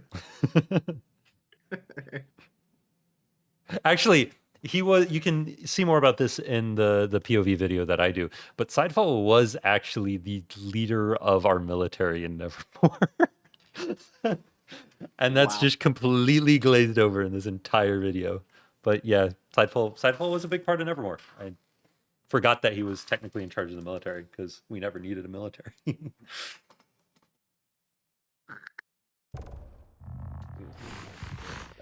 Dude, it sounds like he was more of a risk than a. That's funny. Yeah. Meanwhile, the people of Island 2 had spent the day building their civilizations and having a good time. Yesterday, their leaders had voted that whenever the border drops, Island 2 would send aid to Island 1, hoping this gesture would lead to peace.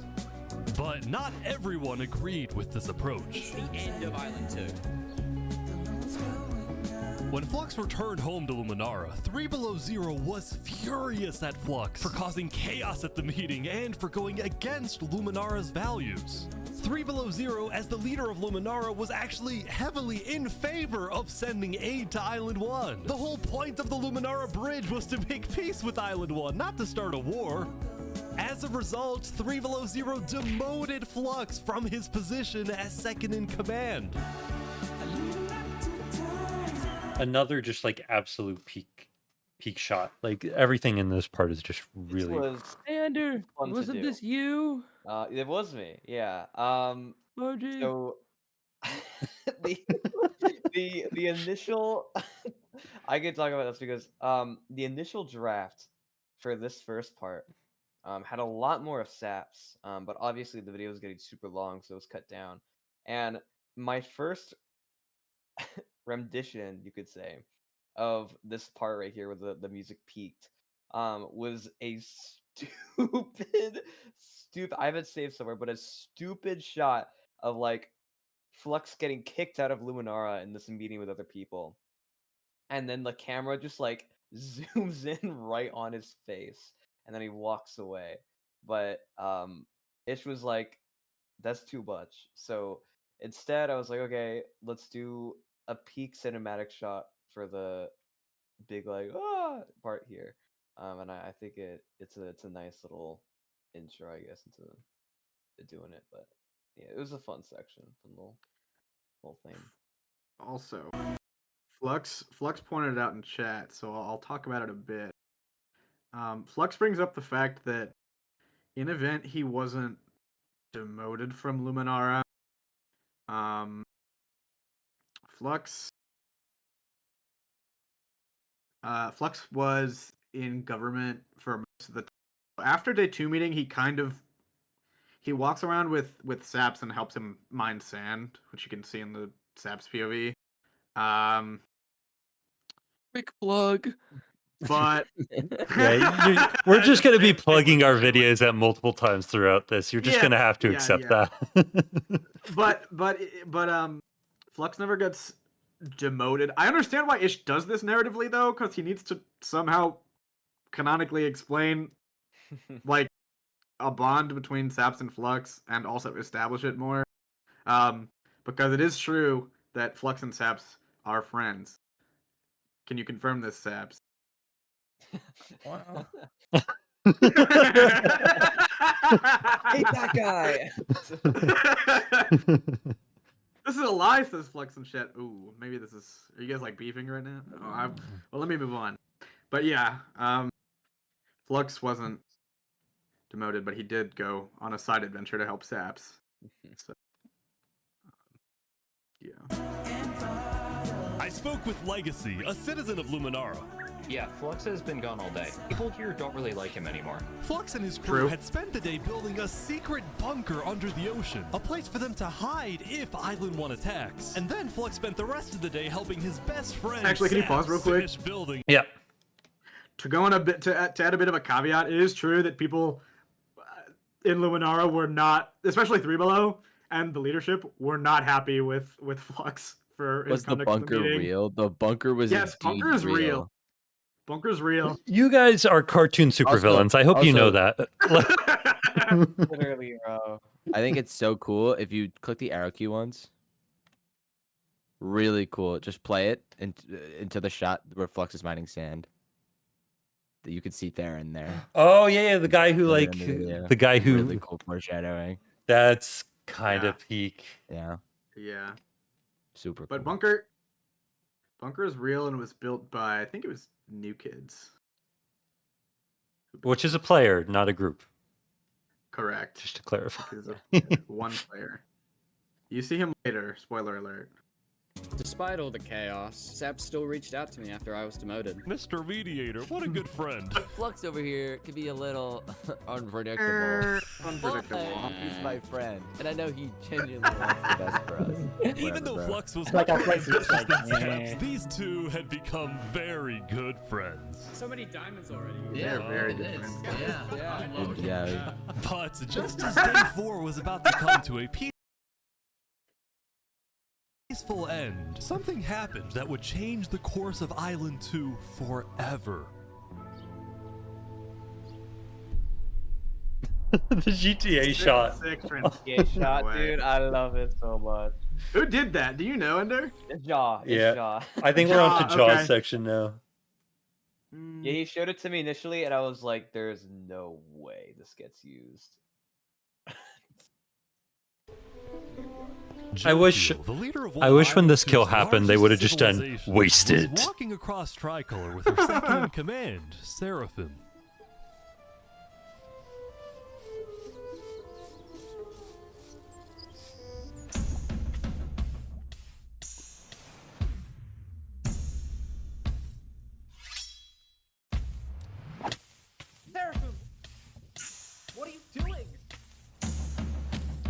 Okay, I have a lot of problems with this scene. Not like not like anything like actually substantial. First off, this shot was in like reused like 3 to 5 times in one of the earlier cuts of the video. No, And if you think this shot being redone is a problem, I think I used the same Luminara bridge shot on my video like 6 or 7 times. I remember reusing this section because I thought it was cool. It's a great shot, but by the like great third or fourth time that this particular shot appears, I was kind of like, okay, let's go back and get a different perspective. Flux brings it up in chat that this was re-recorded, but this is pretty much how it went down. Yeah, I don't think there's existing footage of this death. Yeah, and that's what I'm gonna like cope about here for a second, because like he drops the lava bucket. Fair enough. Good way to start off an assassination. Hits him once and then runs away. This is the worst way to do an assassination in a civ. Okay. Okay, but this is pretty much what happened. Jofiel was on like 7 hearts or something. No sat. This is pretty much what happened as far as I know. Just one tapped and left in lava. Saturation. That is Crazy work. Only had a water bucket. Work. Enough.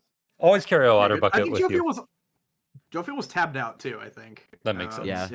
Jofiel was tabbed out. Like 3 but no, or in but no- chat, like not being able to move. I think that's Yeah. So, but like no replay footage of this existed, so it had to be redone. Yeah. I think. But it did happen. What are you doing? What? No way. The second in command of Tricolor had just killed their own leader, and immediately all of Island 2 Thank you, Ann. Everyone was confused about what caused this to happen. They killed Jofiel. Why? After Seraphim fled. Okay, so Flux is talking in chat. He's like, somebody asked, why didn't you use a trap? And Flux is like, Seraphim wasn't supposed to assassinate Jofiel there. It was a miscommunication. Yeah. Can I actually talk about that? Okay. Because I was one of his evil goons. So as Flux described and as Kanuki just reiterated, Seraphim jumped the gun there. Seraphim thought that she was supposed to directly kill Jofiel. Because Seraphim had reached out to us after day 2 meeting and said that she was not happy with how she was being treated in Tricolor as second in command. And so Flux is basically like, all right, then I think it was Flux and the Lagoons were like, all right, here's an idea. At the next world meeting we host, we can we're gonna try and kill every single leader, because what we would have done is kill Flux, or no, sorry, not Flux. We would have killed 3 Below, we would have killed Jofiel, and then we would have decapitated the leadership of every other civilization on the island.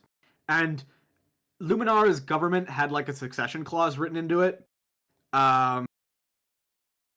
Oh, and we also would have killed the Aperion government, which we were beefing at the time, which Flux points out in chat. But Luminara, Flux would have taken over for 3 Below as president. Jofiel would have taken over for Seraphim. I mean, sorry, Seraphim would have taken over for Jofiel.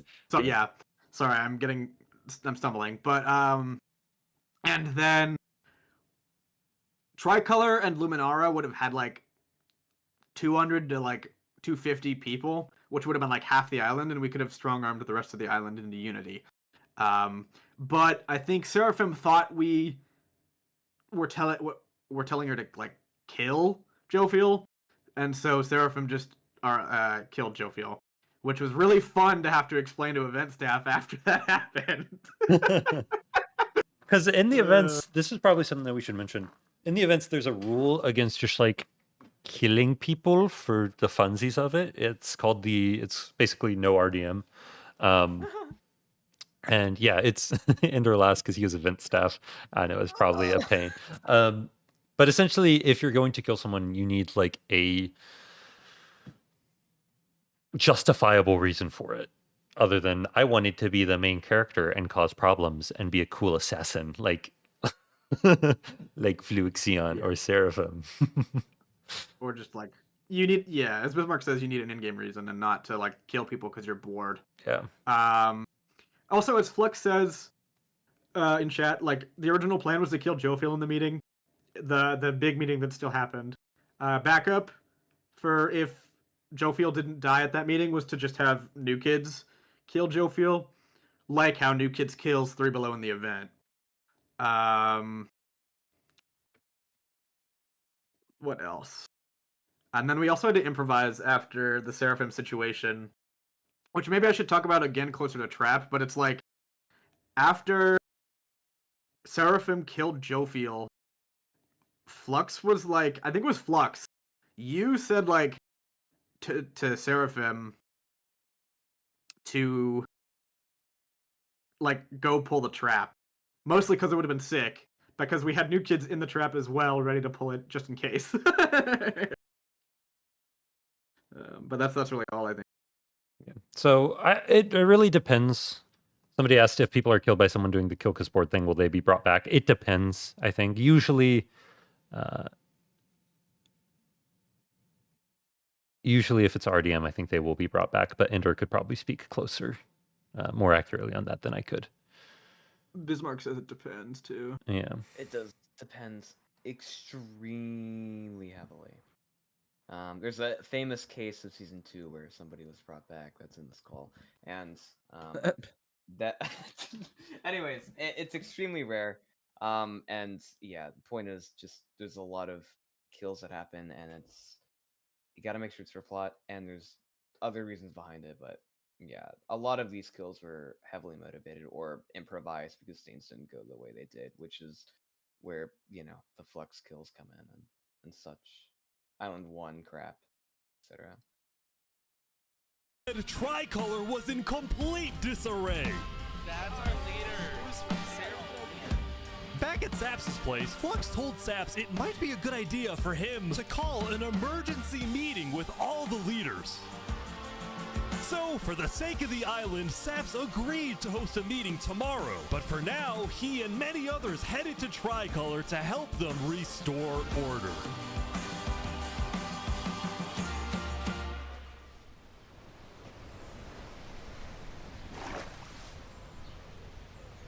This is such a nice little like foreshadowing moment. Yes. This was added really late too, but it was sick.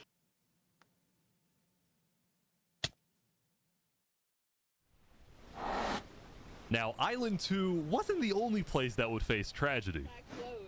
Oh, what? Minister Bismarck asks, I have a question. Did Saps actually not know? About the trap? Did you actually not know about the trap? Yeah, it was a surprise to me. It was ridiculous. Who was it? I got like crazy. It was actually not Superior, Minister Bismarck. With the cap. No. Saps, have you your interview with him after the trap is so funny. Oh my god, yeah. I don't know that that's not public, but oh my god, that interview with Ender is so funny. It was with Ender? Oh my god, yeah. I was with yeah, I him, remember that. and it was so funny because I pulled up and it was like immediately right after, and I was like, guys, don't go to Saps, don't go to Saps. I got this. And then I went to Saps, and then because I was like, what the hell just happened? Because that didn't get approved, I think, by our event staff. We were like super confused, and I asked, and Saps was like, I don't know what's happening. What's this? I didn't plan this. And I was like, we didn't plan this? And he was like, no. And I was like, okay, well, I can't say anything then. He was like, what? No, please, please. Like, he was so scared. It was awesome. Wait. What do you mean it wasn't approved by event staff? If you're allowed to talk about that. I won't say too much, but the main thing was like, typically, if you're in a niche event, especially more recently with 2.5, if you're going to do an assassination or some big event or some mass killing, you'd have to make a ticket, and then event staff would approve it.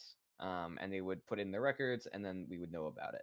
Also for Ish's sake. So with this, we knew something was going to happen, and obviously we could have educated what would have happened, but we had no idea, A, the amount of people that were going to die, and B, that Saps wasn't in on it because we thought he was, which was really a shock to actually everybody when that many people died and when Saps wasn't a part of it. 'Cause we did not know. Wait, that's interesting. Because I know we had a ticket open for it. I know that much. Yeah, the event was approved itself, but yeah, just those factors were unknowns and was really funny. Gotcha. Okay. I think if I remember correctly, I'm pretty sure a couple of like event staff knew. There was like one event staff that was in charge of the ticket that knew, and it wasn't communicated extremely properly. No, because we were called in before we did Trap after Seraphim sequence to, I think, explain it. Unless we were called in after. I don't remember. I'm pretty sure, yeah. I thought don't know, it was. Flux could... I'm pretty sure. Mercy, jumped the sorry. gun, and then event staff knew about the trap. Yeah, is my understanding. But and then like a couple of the event staff knew that I wasn't behind it, but the majority of the team, because they are not all on the ticket or don't look at it, didn't know that I was not in. I think was what happened. And so they were like, "Oh my God, Saps broke the rule," but in reality, the leader of the Al-Qarasina pirates. Oh, sorry. Go ahead. I was gonna say Bismarck says he thinks he knew. Also, Flux says ticket 5135. Those who know. The fact that you remember the ticket name. That's crazy. We made a note of it because we were like, this was legendary. So that's why we remember. Noble Bucket died very suddenly. Alright, they sent me the footage of what happened. Oh no. He doesn't know the lava layer's there. Oh! No. I think I'm dead. I think I'm dead. I think I'm... Oh my God. With world leaders dying left and right, the media had plenty to report on. The most trusted news company was from Elysium, called Daybreak Media. We're number one because we actually report the truth, unlike that bozo Sidefall. And later into day 5, the news would get even crazier. For purposes of unity, the Covenant had finally decided to join the Blue Cross Alliance, thus successfully uniting the entirety of Island 1. But right away, the strength of this alliance would be tested. Earlier, a citizen of Infernus had accidentally told someone outside of Infernus that there was netherite in the volcano, and this news spread all across the island. This scene's so much. This scene's so good. Yeah. This was a disaster. Awesome shot. That was great. I wish I used the Lingulini Mafia. I wish I who had used the been trying cloud to tech keep like the later, like lowering existence of cloud layer. netherites to We should have did that in later themselves. shots. Immediately after hearing about the netherite, the Covenant sent a mining expedition into the volcano without telling Infernus. And lo and behold, they confirmed there was netherite. The music. Oh.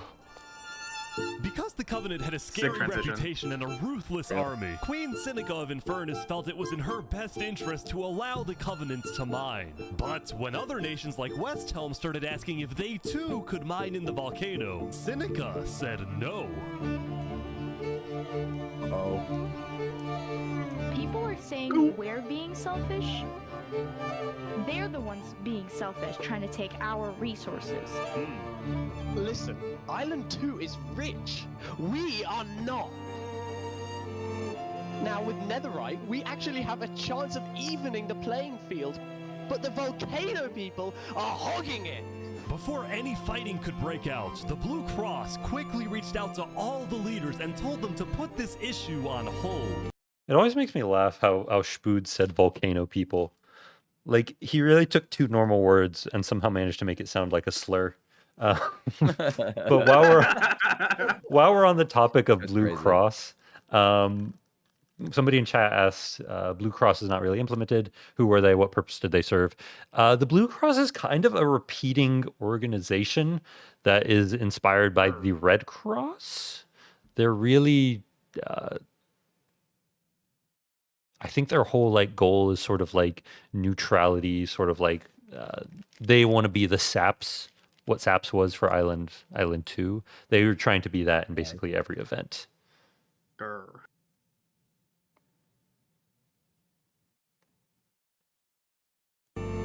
We're inviting everyone here tomorrow, so we can all talk this through peacefully.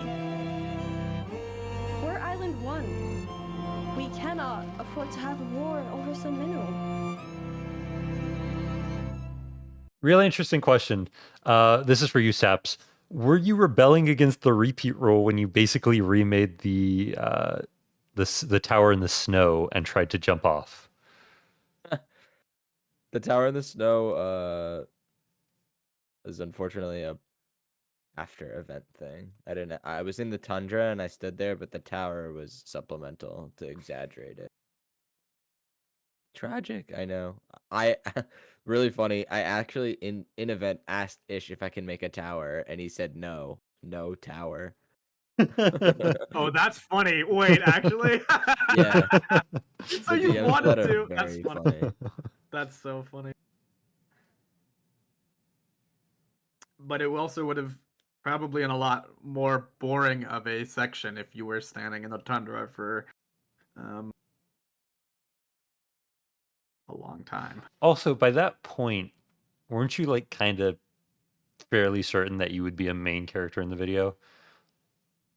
Like, I feel like that point things had shaped up that it was like, okay, this is just going to be in there.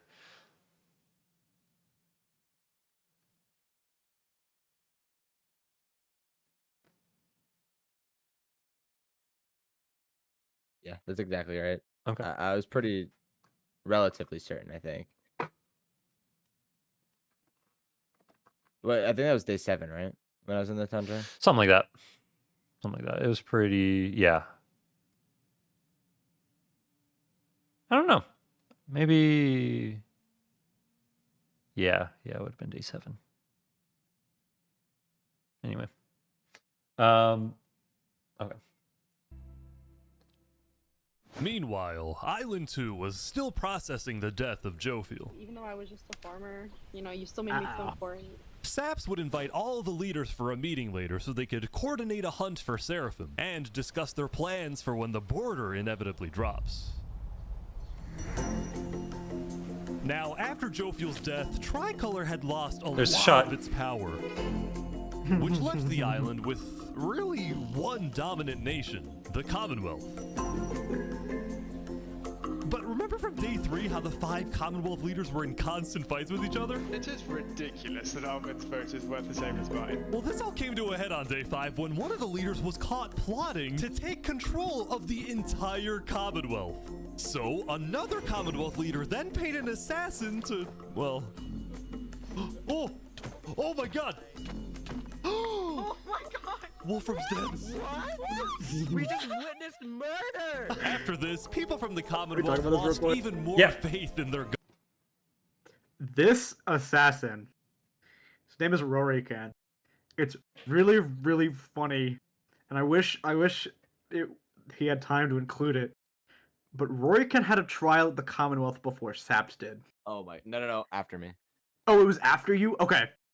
Okay, so then those who know about Saps' trial, Saps obviously escapes, right? Mm-hmm. They hold the trial for Rorican after the trial for Saps, and Rorican also escapes too. Come on. So funny. Same day. It's actually It was so actually, funny. the trials were literally back to back. So I escape, and they go, oh man, Saps escaped. And then they're like, all right, let's start Rory Cad's trial. And then he gets convicted and then runs away. Like, Like, let me pull exactly the up same Saps. way. So funny. Gets away with it.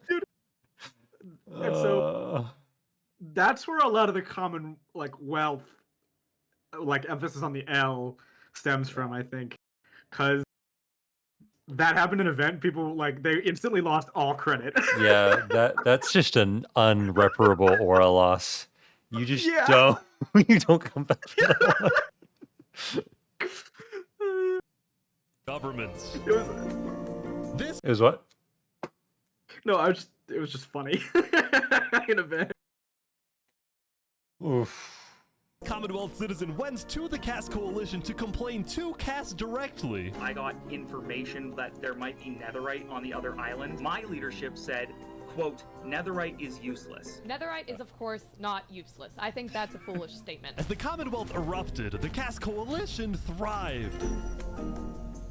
But they did have their own problems. Is this your employee? No. Yes, he is. That implies I get paid. Is he not getting paid? Skip out on work. You hear this woman? Probably Earlier, Wood Daddy had ditched work to attend a party in Barbie Land. So as punishment, his employers forced him to risk his life and chop down one of the tallest trees in the Cass Coalition. Okay, just to give sort of a eulogy to a lost scene, some lost media here. Originally, when we talked about Wood Daddy going to a party at Barbie Land, there was going to be a whole sequence, a whole montage of the party at Barbie Land. Unfortunately, had to be cut for time, but hopefully. But I'm because I have been waiting to say this. Is that The whole time. It's luckily because I edited that section, and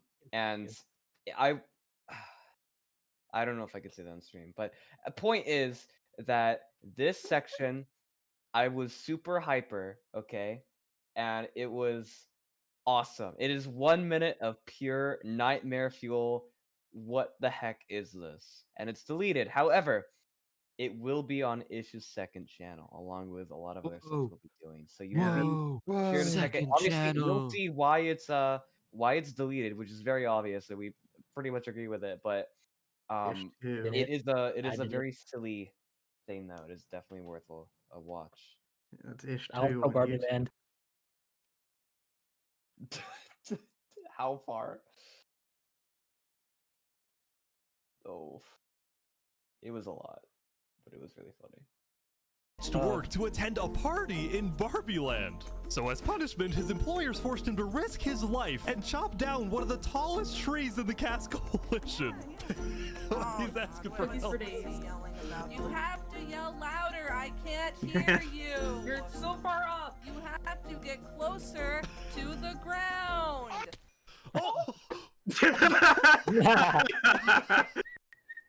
Genuinely, such good comedic timing. That was This scene was so Now, funny. because of this recent tragedy, Cass decided to stay home from Saps' meeting.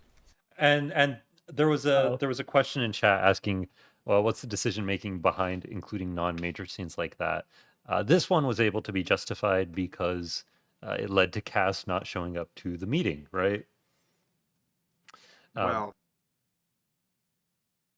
but at the end of the day, it's not really clear what the criteria for a scene staying in or leaving out. I think it's just whether or not it affects pacing badly. yeah, pacing. So there's not only video runtime that you have to consider, it's also like pacing. You can cut like 10 to 12 seconds of a scene or add 10 to 12 seconds or like reorder 10 to 12 seconds. I'm referencing day 8 here. To really improve the pacing of part of the video. So it's important to consider that. And that's another reason that Barbie sequence was well, is what it is now. Also, this is a Factor Cap video, yeah? Yeah. Hit us. Cass. Cass didn't go to this meeting. From what I remember, she wasn't online this day. Yeah. I don't know the reason. I just don't think she was online. So she was not here. She also, well, no, there's a thing later. I can bring it up, but Exam. That's funny. Flux says that real life things to do. Flux said that as well. Yeah, imagine having to leave an Ish Civilization event for like an exam or because you have to go on vacation. Imagine how cringe that is. Any PC members?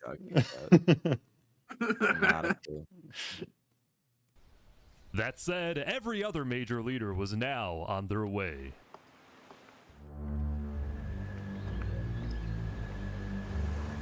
As the leaders and representatives arrived, there was one person who would be notably absent, banned from attending the meeting.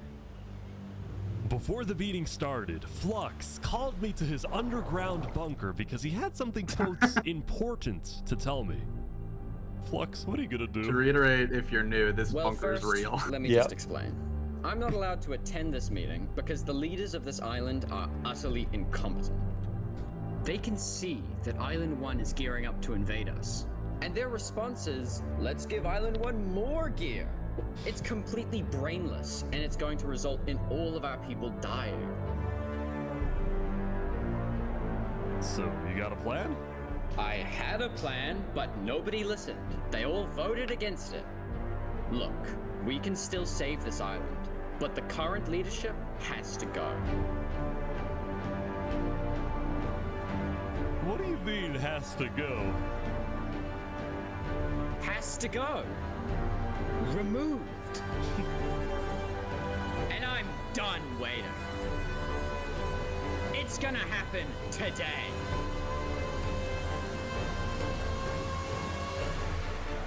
Alright, leaders, welcome. Thank you all for coming. We have a lot of very important stuff to talk about. You know, during the first meeting, there was one person there who actually understood what I was saying. Seraphim reached out to me, asked me if they could help in any way. I told Seraphim to kill Jofiel. What? And today, we will finish the job!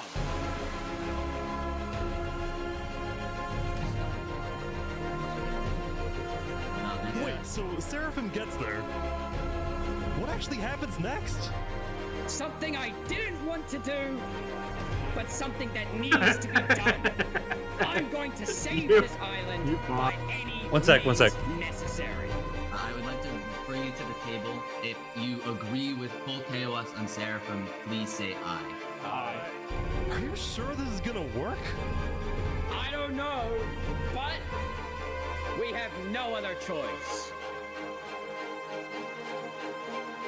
Alright, so I have something to say. Is there a possibility, any possibility, that the assassination of Wolfram and the assassination of Jofiel by Seraphim is any way connected? Is there a conspiracy going on right now? Do we think that's a thing? Are leaders safe? I have reason to believe that leaders are not safe. Flux, do you feel any guilt doing all this? Well, part of me feels bad for Saps. I also don't think the leaders are safe. What do you mean you feel bad for Saps? He has no idea what's about to happen to him. But if you had to betray one person to save 1,000, would you?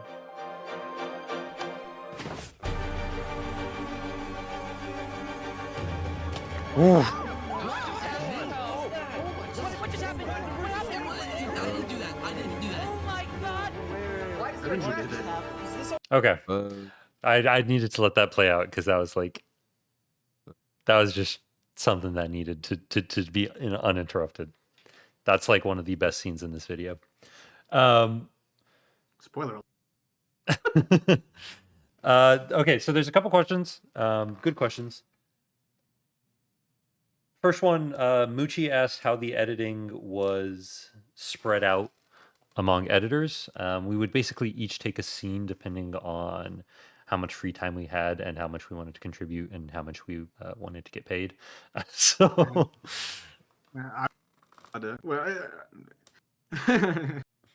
and it was also like we could see what the scene contained before we were given like a summary of it.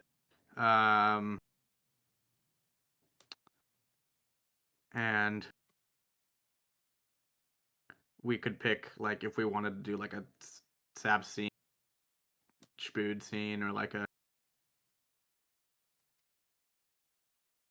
other type of scene. But yeah, we'll probably cover that more later. Other questions.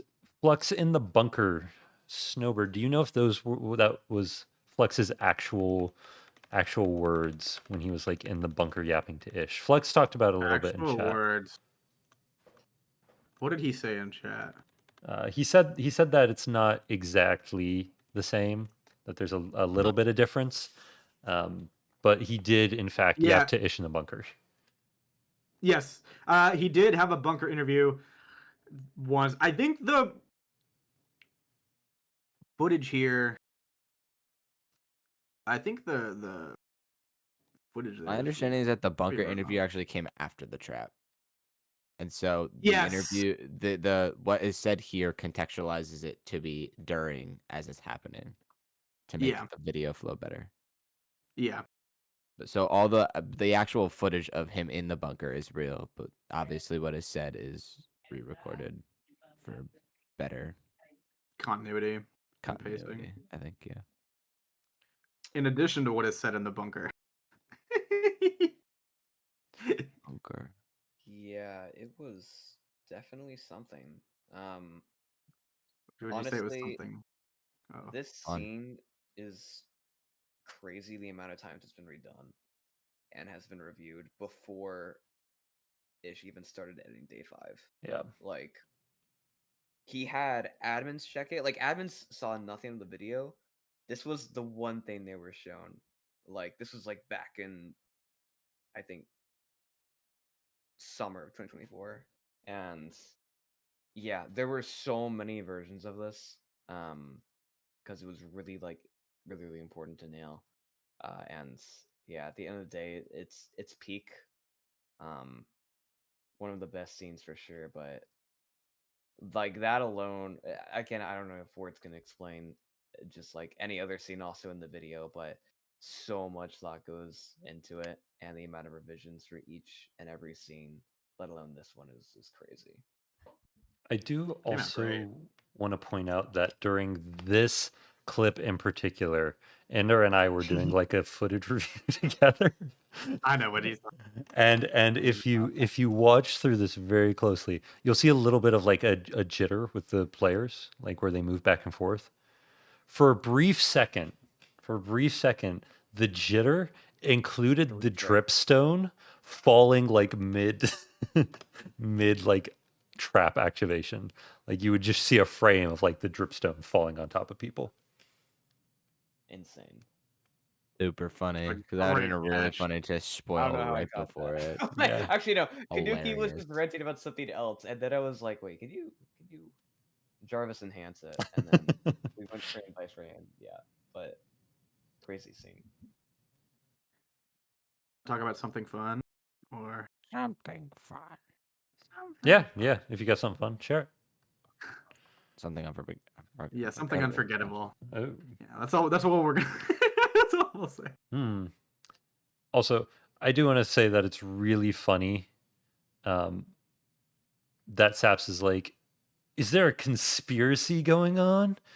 Like, that's how they got their name. Is that's actually what you said? They were yeah. Okay. That's all from the real event.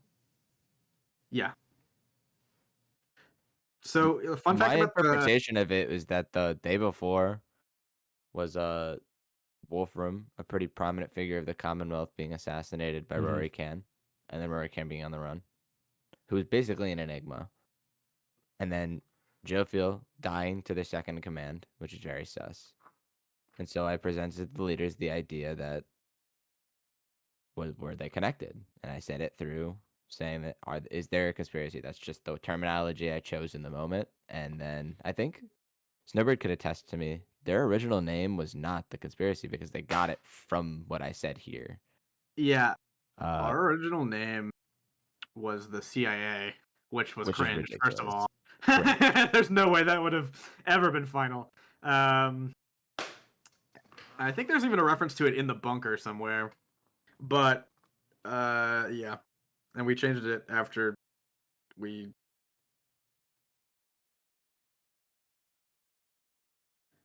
had a better idea.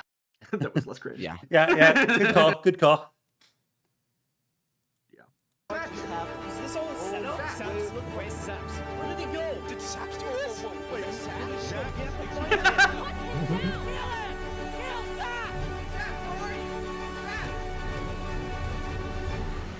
That was such a Pause big it. brain play from Flux. Pause it on the stupid sunshot, Kanuki. Oh, Saps gotta sell this one. This is mine. Can you In let my it play like for a POV couple more video. frames? I remember, had this yeah. crazy cool cook where I had myself transition into the day using this big sunshot that looks exactly like this. It's crazy how they look exactly the same. You want to know why they look exactly the same? Because it's the same damn shot. Yeah. It's the same damn replay. Saps, why did you copy? Saps, why did you copy? Oh, Why yeah, did come you on. copy? You copied Sap, the video can that you- came out a day before yours. Like, what are you doing? Dude, can you let it, can you press play? Yeah. Really quickly. Just, I'll tell you when to pause. Okay, pause it. Huh. What does it say in your video, Sap? Right here. Maybe we should pull it up and check.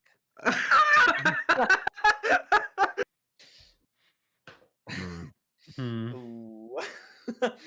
Live on stream. Yo, nice. You're subscribed. Biggest Minecraft experiments of all Alright, time. Go watch this video, by the way, people. Go watch Yeah, this video. this is a peak video. If you haven't. Yikes. End of day 6 or end of day 5. The actual shot was when I escaped the. We End take of day 5. control End of day of the 5 rich when island. I escaped the trial. Grr. I did it better too. These are these same shots. These are these Let it play a little. Let it play a little. Oh my god. No, real talk though. We give him shit for it, but it's funny. Yeah. It's a cool moment of parody between the. It's haha funny video. moment, but really Secretly dying. in reality is that Ish took obviously some inspiration from my video, and I took obviously a lot of inspiration from his. Yeah, and it's really cool to be able to collaborate with that together and have some parody between stuff, which I really enjoyed. It was super cool to do that. The sunshine And I think there's going to be a similar discussion when we get to the finale song of Inferno, but we'll get to that when we get there. Okay, wait. Holy hell. Quickly. Something funny I want to mention. So like to give some context, I'm like the newest editor, I think. I joined like 7 months ago, and I like knew nothing about this video. So like the first day, I guess like Ish sent me like a 90-page script of the video, and I was like, I'm not reading all this. So I told him I read it. I told him I read it, and then he like asked me like 2 questions about the video to quiz me, and I somehow got both of them right. Like I just guessed. So he was like under the impression that I knew what happened. So like I think like the first day I saw was day 3, and like I was on Flux's side because I was like, Flux has a pretty good point, you know. Like the propaganda is scary. So for 4 months I thought Flux was like a good guy. So I was like I was just rooting for him, just like seeing snippets of the video. Like I saw day 10 before I saw day 5. So I was wondering why Cass was trying to kill Flux. So I was like what the fuck? So that was a good guy. And then it showed me day 5, and I was amazed at the scene, but I was rooting for this guy the whole time. but I still have like residual love for Flux, so I'm like to this day I'm still like a Flux defender. So Dude, sorry, Flux. Saps. Have you? Hey. Did Ish know that before you said this on stream? No, he did not. I did not tell Ish So this. funny. Do you remember the questions? It was something like he asked me something about I think like Spood or something, and then it was he asked me if you killed yourself in the video. I think he was like, when does Flux like jump off? And I was like, I don't know. Or wait, no. I was like, no. Basically, and then he was like, That's so funny. He was like, good answer. Those are insane reads yeah. on like really open-ended questions. The fact that you got both of those right Yeah, I is actually have really no idea. impressive. So funny that you just gripped it and ripped it and just didn't like just didn't know. And you were like, That's yeah, crazy. screw it. Yeah. Honestly, like in my defense though, like watching the video, like Flugs has all the cool lines, and then Saps has "Hold your houses, cowboy." Hold your horses. I have a really cool line at the end of day 7 though. Like, I'm about to die. Dude, I have to wonder if Boy Jedi is still here. But you know, I After did that, kind of have some aura though, right, guys? Yeah, sure. Right? Right? You know, whatever you want to believe, it's what matters in the end. Since we're on a day transition, I wonder if I should talk about it. Do you guys remember there was an incident during like renders? Maybe- No, I don't know what you're talking about. Well, never mind. Then I won't bring it up. Okay. Like, never mind. Never mind. Day 6, dude. It was a new day, and Island 2 was in shock. On day 4, when Saps was in Tricolor helping the people after the death of Jofiel, Flux and his crew had built a trap in his roof. And Saps did not know they had done this. He had been framed by his friend Flux, used as a scapegoat for Flux's plan. But because they had to rush to build the trap, it actually wasn't fully successful. Some of the dripstone, including the one meant for 3 Below Zero, had failed. But overall, the trap still killed the leader of Aperion, Alkaline Alk, a leader of the Commonwealth, Coraline, and 4 other very high-ranking officials from across the island. The people of Island 2 were devastated, confused, and angry. Our leader's dead. What just happened? After the trap went off, Seraphim was immediately caught and killed. Oh! What were they Tricolor? But when more people found out about how exactly their leaders died, their anger wasn't really towards Seraphim, but toward the person they believed was behind it all, Saps. And it made sense. Saps knew he'd be hosting leaders at his home. It was his roof that had a secret trap. A trap that happened to fit perfectly into the design of the roof. Saps was about as guilty as it was possible to be. With that, all the major Island 2 nations, from the Commonwealth to the Cass Coalition to Tricolor to Luminara, declared Saps to be hunted down and killed, while Flux got away with it all. Don't care. Yeah. Lame. Imagine just taking like a second after you. Nobody does this in event. Nobody just aura farms on top of a tree for like. Also, can I talk about a few more things as well relating to the trap? I think I mentioned earlier I would talk about the trap happens in the video on day 5, but it happened in an event on day 4. That's just a small note. That's just because like I have a video pacing thing. That it's outside of where it happened in an event. Also, yes, it's true. We did fuck up the redstone and not kill 3 Below. Oops. Well, explain the context behind why, in the real event, it was rushed. It was rushed in the real event because we built the entire structure really quickly in the event, and then we basically had to tell you to like go grab all the world leaders, and while you were out, while nobody was looking, build it in the roof. Flux is about to also probably correct me or something. Key thing is that Jofiel's death wasn't the day before. And so Jofiel's death was the day of. Yeah, they moved. So that was the key thing. In the 20 minutes that I left to go grab island leaders to bring to the meeting area, because they didn't know where it was. They went into the roof and made the entire trap and then all left. And we didn't double check the redstone. And then didn't double check the redstone. The reason the trap fails as well is there's a line that goes across 2 blocks that are next to the trap doors. So when the redstone is activated, the trap doors close and the driftstone breaks on them.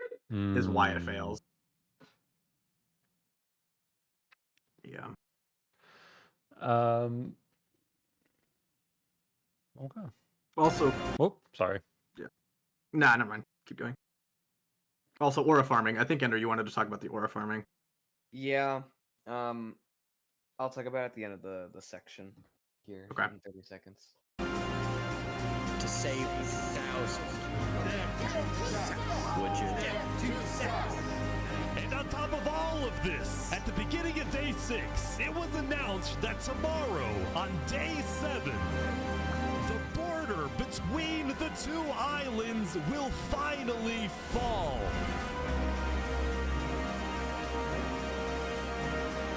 Both islands now have 1 day to prepare.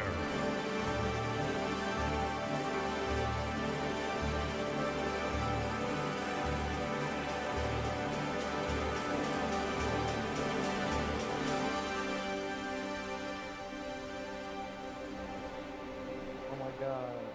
That's section 1. Day 6. Ironically, that is 6 parts. But yeah, just to quickly go over. 1, that montage right there, blew up my computer more times than it should have. First off.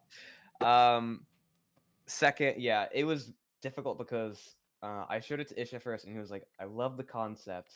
It's really good, but there's like 5 shots that we could totally change, and the last shot also isn't that good." I was like, "Okay, I got this. Easy peasy." Went back in. I would touch 1 frame. It would take maybe an hour per shot in Premiere, just to line it up with the music again and syncing it. And I think Ish actually had to go back in and sync like 2 shots, like 1 frame off, and then it took him like 30 minutes too because it was so much. But yeah, I'm trying to remember the aura farming shot and the shot before that. Unless, was it this section? I don't remember.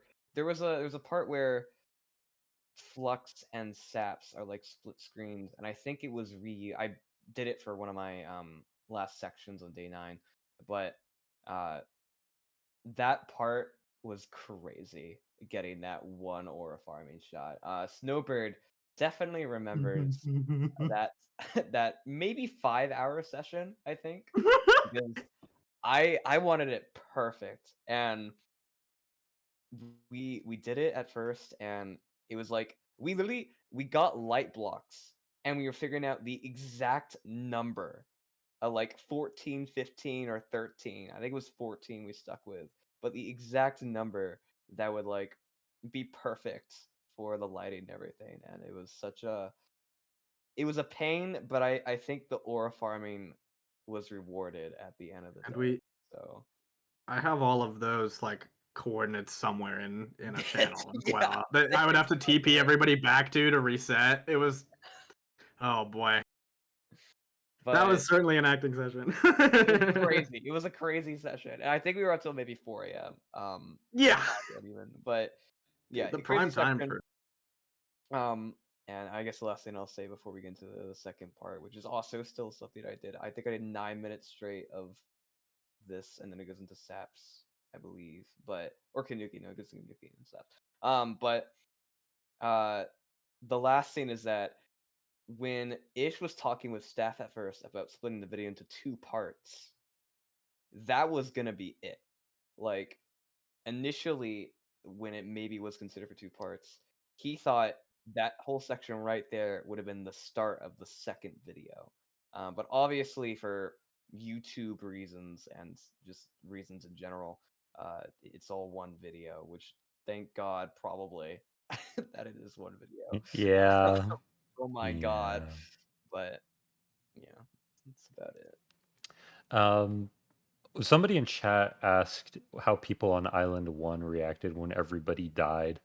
I remember distinctly being like, damn, these guys have all this, like all the good stuff, and they're out here killing each other.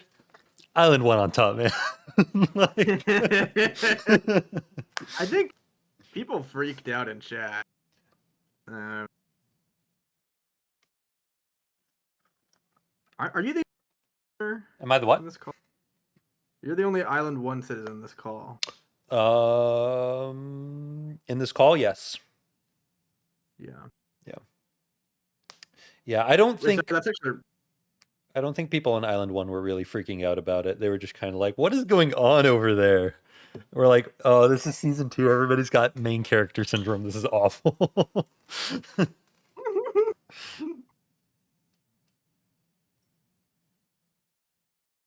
Anyway. Yeah, we were rich. We were bored. We're rich. There's actually an experiment that was done with like rats, where they gave rats infinite food and like only leisure time, like all their needs were taken care of, and then the rats formed little cliques and started killing each other for sport.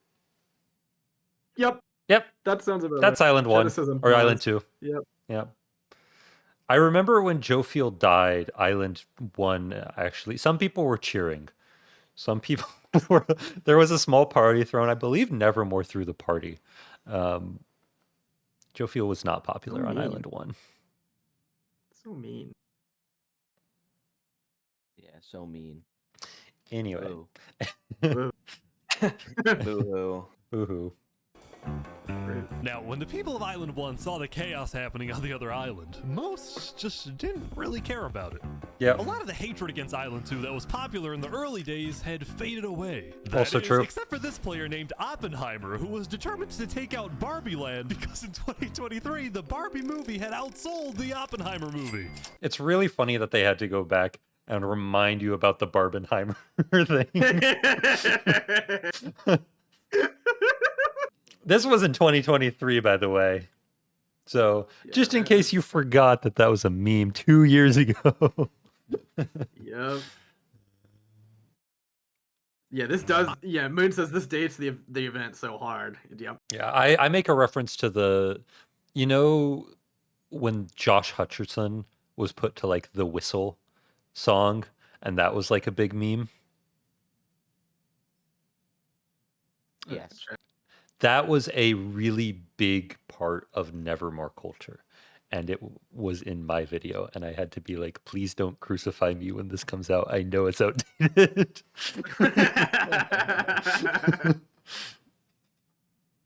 I'm building a nuclear rocket that will make yesterday's chaos look like child's play. But when Oppenheimer tried testing his nuke, it went up and up and up and was never seen again. Now, day 6 did present some new challenges for some of the civilization. Absolutely. So, because I think Light Rocket will kill me if I don't. This rocket was not. Oppenheimer was actually a player in the event. Yeah. And was which was really funny. There's in the event which is covered in Light Rocket's video, which is on channel Bright, by the way, where Oppenheimer gets teleported over to the leader of Mattel, Barbie Land, Madsby, and they have a funny little interaction, and like Madsby screams. But the actual nuke rocket was built by Light Rocket and a couple others. It's covered in his video. Oppenheimer did not build the nuke, but it was funny for the Barbenheimer meme reference. And how did they? I forget. Did they do the actual rocket launch in event? Like, did they actually move the blocks up and up? I thought I remember. Yes, they them did. doing that. For the final one, they did. Yeah. This was recreated. So this was a recreation, but there was an actual rocket launch during the event, which was pretty cool. Yes, the event staff helped out, which was pretty cool.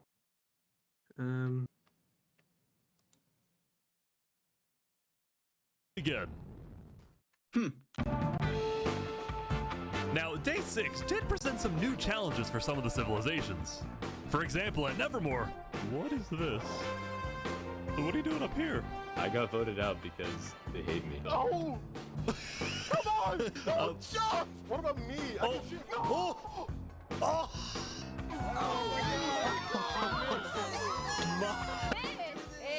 What? I didn't do anything. I blame Ish. Meanwhile, at Elysium. Yeah. Yeah.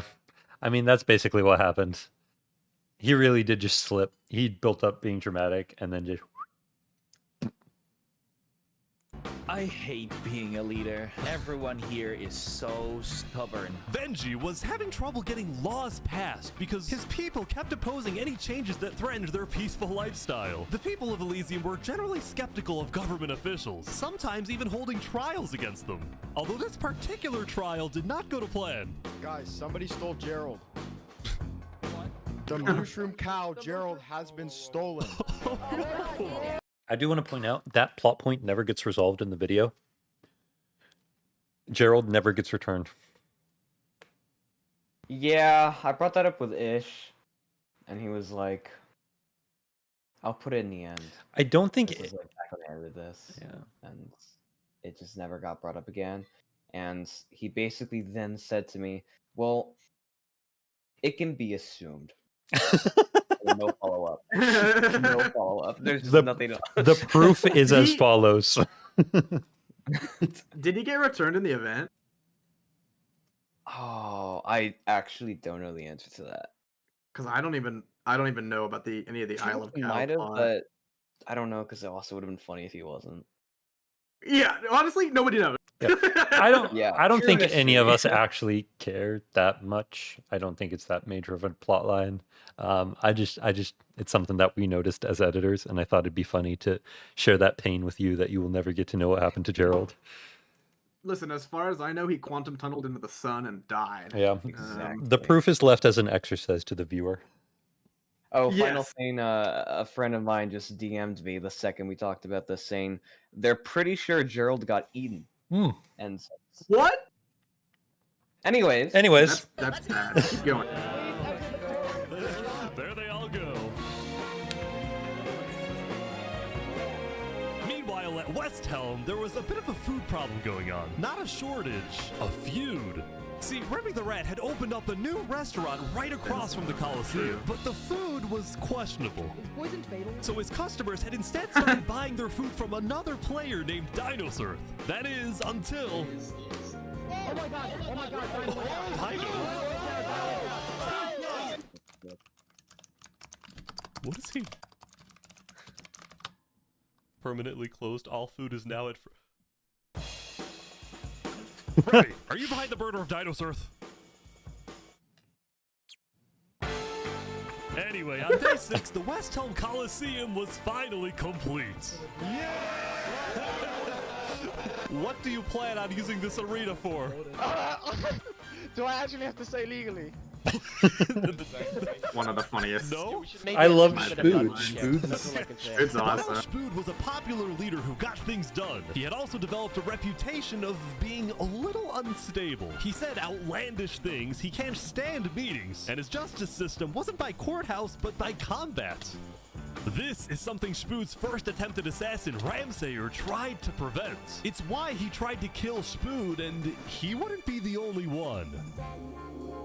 There has been a small but coordinated secret revolution growing in Westhelm, with aims to overthrow and murder Spood. The two leading figures are Westhelm citizen Ramsay Pie and Westhelm's head builder, Knight Arcturus. You know, I helped design his Colosseum, not knowing Spood actually wanted to use it for bloodshed. He's insane. The first part of their plan was to take out Spood's second in command, a player named Oo. Yeah. Yeah, that's right. Against the force. Second in command down. But Ramsay Pie was immediately chased down by Westhelm's You army. could have made something happen, man. Oh. Oh. With Ramsay Pie dead, Knight Arcturus became the sole leader of the revolution. But he also knew it was only a matter of time before Spood finds out about his plans. I want to make one thing clear. Anybody who is caught plotting against me will be executed in the name of Westhelm. Glory to Westhelm. Glory to Westhelm. Glory to Westhelm. All right, my scene. I also do wanna point out that everyone in chat is like, Ish just said "oh," and I'm like, yeah, we should clip that. We should clip that, make that a soundboard. I've been low-key tempted to pull it out of the Day 6 project file, trim it, and export it. Oh, I whoa. won't lie to you. Something I do also want to point out is when OO gets killed here, you hear a that a cross. What happened, man? Oh. I think that was just from the song. What I was pointing out was the crossbow sound, and Adderhoods is another PvP sweat. Crossbows are kind of overpowered in civ events. You can shoot 4 at a time and get like a bunch of damage from a far distance. Real. Anyway, just something I thought would be interesting for people interested in civ events. This is my scene. There's a couple things I want to point out. Now, before the border drops, the Island 1 leaders all met to discuss what Namely, to do about the Netherites in the Volcano. Going into the meeting, people were not happy with Infernus and the Lingulini Mafia, who were believed to be keeping Netherite to themselves. Please keep all your weapons holstered at all times unless you absolutely have to take them. The meeting began with Westhelm's representative and Spoot's newly appointed second-in-command, Spider. We asked if you had Netherite. For those of you who haven't seen this before or might not have noticed, do we notice anything wrong with this shot?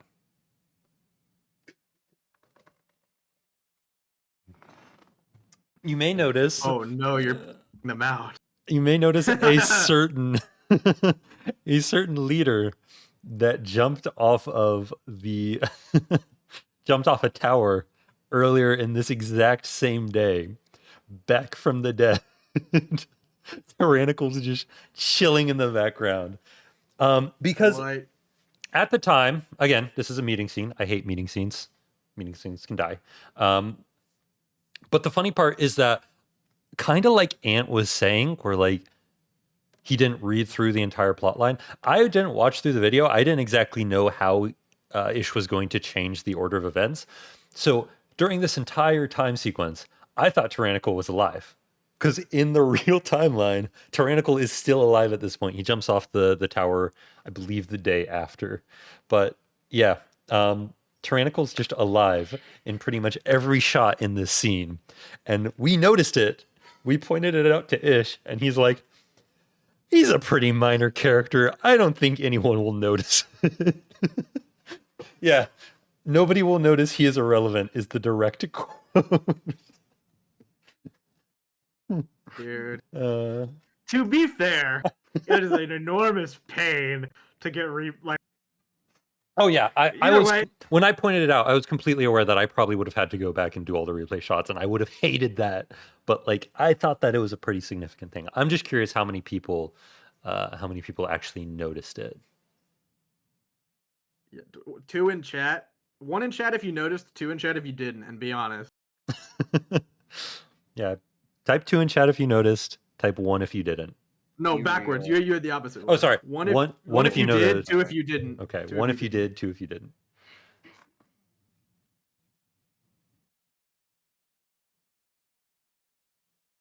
Yeah, now it looks like.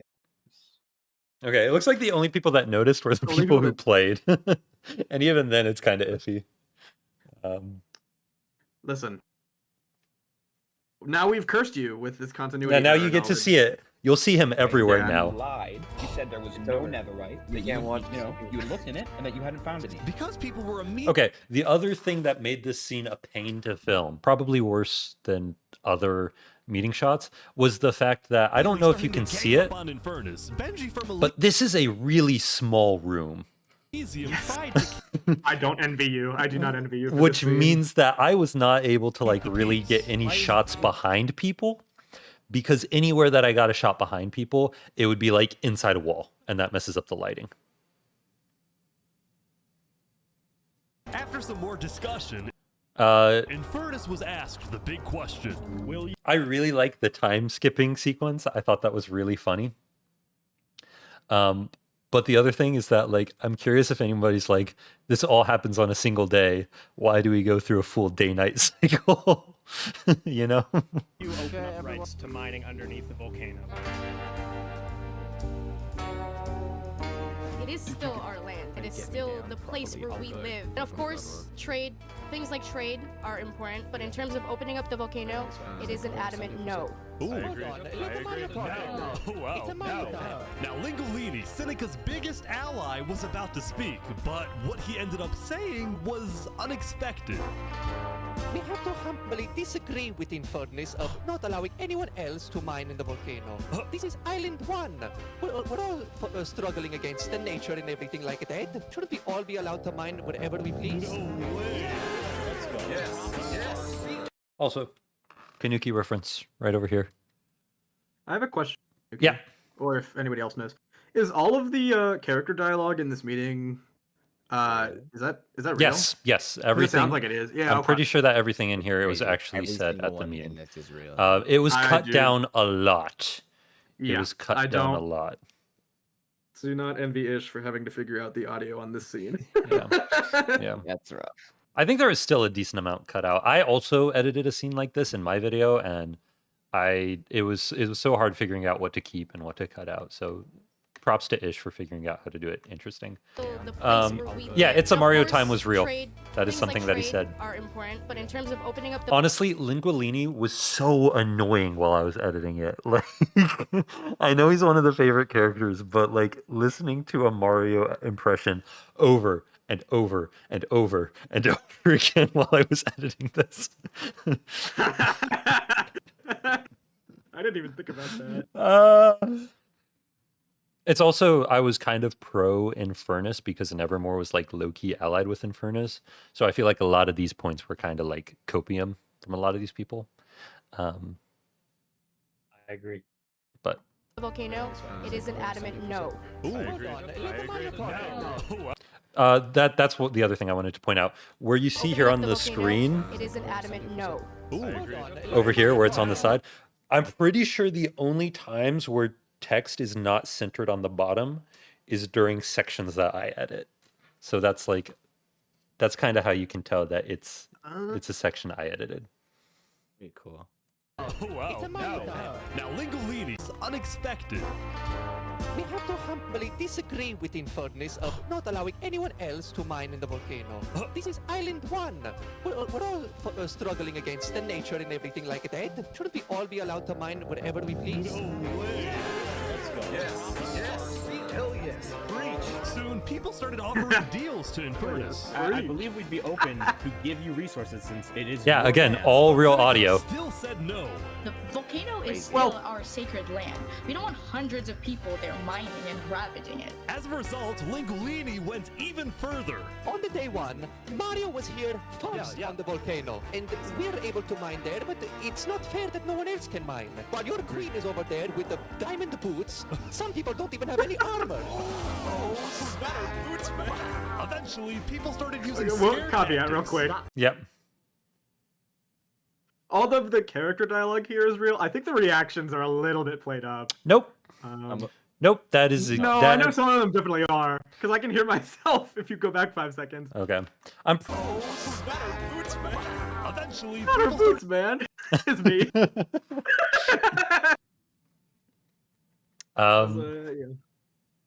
What was Cynnikka's line, Flux? Oh, I don't even have pants. I do remember that. Yeah, there was a lot cut out from here. A cool thing about this scene is that there's no reenacted shots. Everything's from one replay mod file. The flashbacks might have some stuff. Actually, the flashbacks do.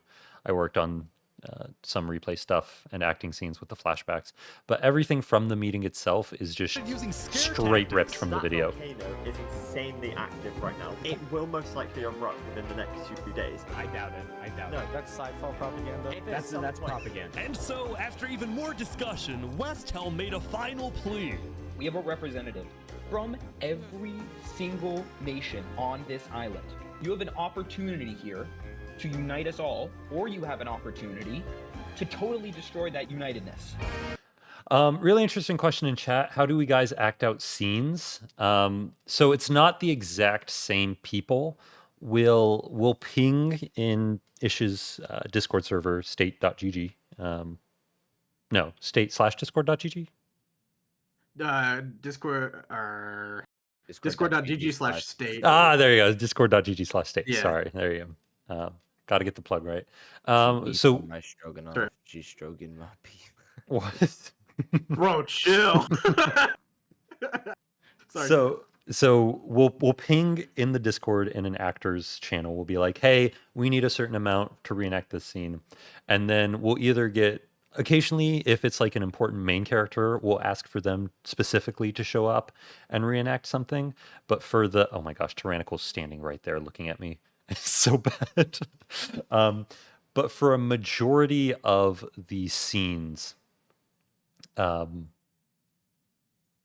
we'll just get a big group of people, whoever's there, and then we'll use a disguise plugin, and people will like disguise themselves as players who were there or would be there. For tips for any content creators who may be watching, that's called Disguise Lib on Spigot, or Lib's Disguises. It's one of those two things. Also, I was gonna say something. God damn it! When I forget. It was kind of cool. Whatever. If I remember, I'll try and bring it up. Oh no! What was it? Yeah, no, keep going. Okay. Something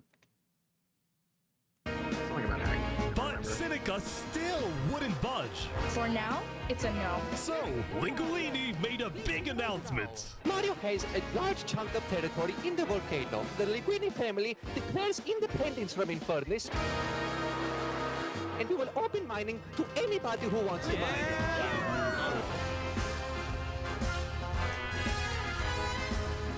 Cynnikka's leaving? Cynnikka had left the meeting, furious at Lingulini's betrayal. I wish we had a better outcome, but this meeting's adjourned. Got a GTA shot of my own there. Can you pause right here? Yeah, this is. I remembered what I wanted to say. Okay, what you got? What you got? No, you go first, and then I'll. We got a question asking if Ish uses replay mod for his scenes. Yes. Oh, I was gonna. Well, actually, replay or flashback. It's really interesting. We've used both. I was gonna give context there because I saw that question earlier, forgot to respond to it, and now have it again. But so, flashback, replay mod. Flashback wasn't out at the time of recording this event. It didn't exist as far as I know. So all of the files are replay files. We only have replay recordings of the event. Mm-hmm. And however, there's a big however, and Snowbird is actually the genius that figured this out. So I'll let him elaborate on that. The reason we use disguise mod or disguise plugin on the server is because you can use it in replay files. Because you can't do that in replay mod. However, and also flashback is not natively on 1.20.1. It's only on 1.21 and above. However, you are able to convert replay mod files into flashback one.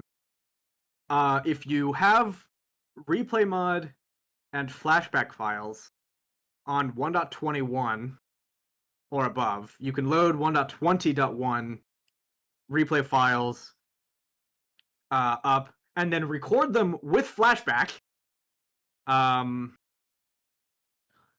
But you also have to use a mod called Network Protocol Disconnect, which prevents you from getting kicked for bad or invalid packets from a server normally, is what it does.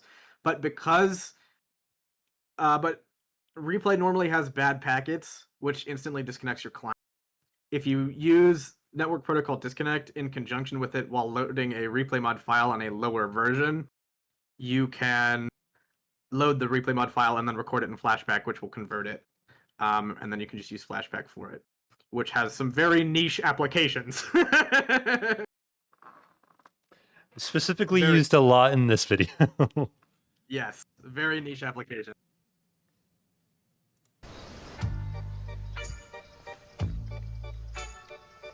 Saps, what Yo, just happened? Dude, what Yo, this is my section. Every leader in front of me just died. And you had nothing to do with it.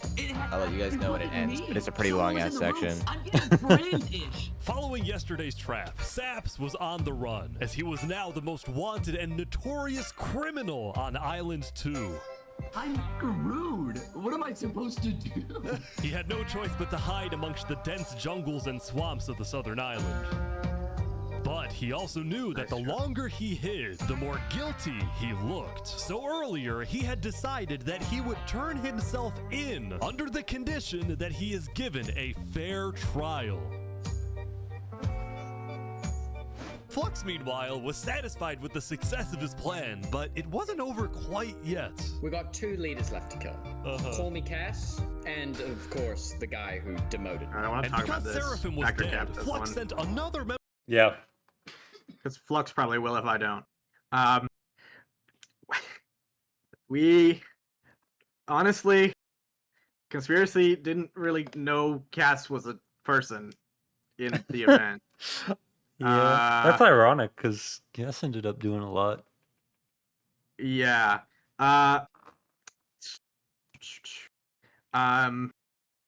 Yeah. In fact, Cass kind of blindsided us when she came to arrest us on later in the video. It's also really funny though. I like that Flux in this moment disrespects 3 Below and says, "And the guy who demoted me." I think that's really funny. Well, is that an actual line? Is that what he said? No, because Cass is never referenced. Okay. Care of the job. Oh no. Oh, speaking of. There we go. To the world, this looked like yet another senseless assassination. But to Flux, it was the strategic progression toward making the people of Island 2 paranoid. Oh wait, quick question paranoid. here. How did like new kids like get away with that?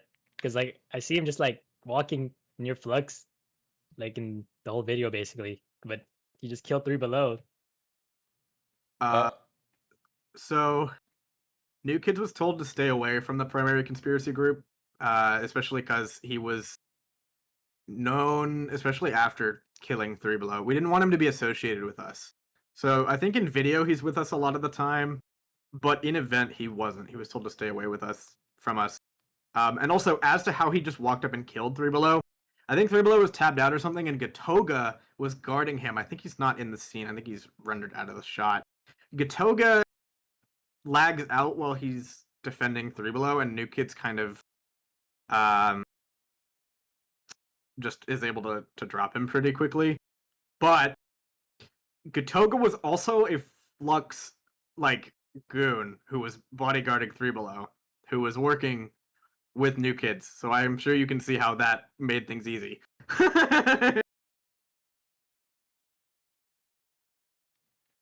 Yeah, as I understand it too, New Kids is also like a fairly competent PvP player. Yeah.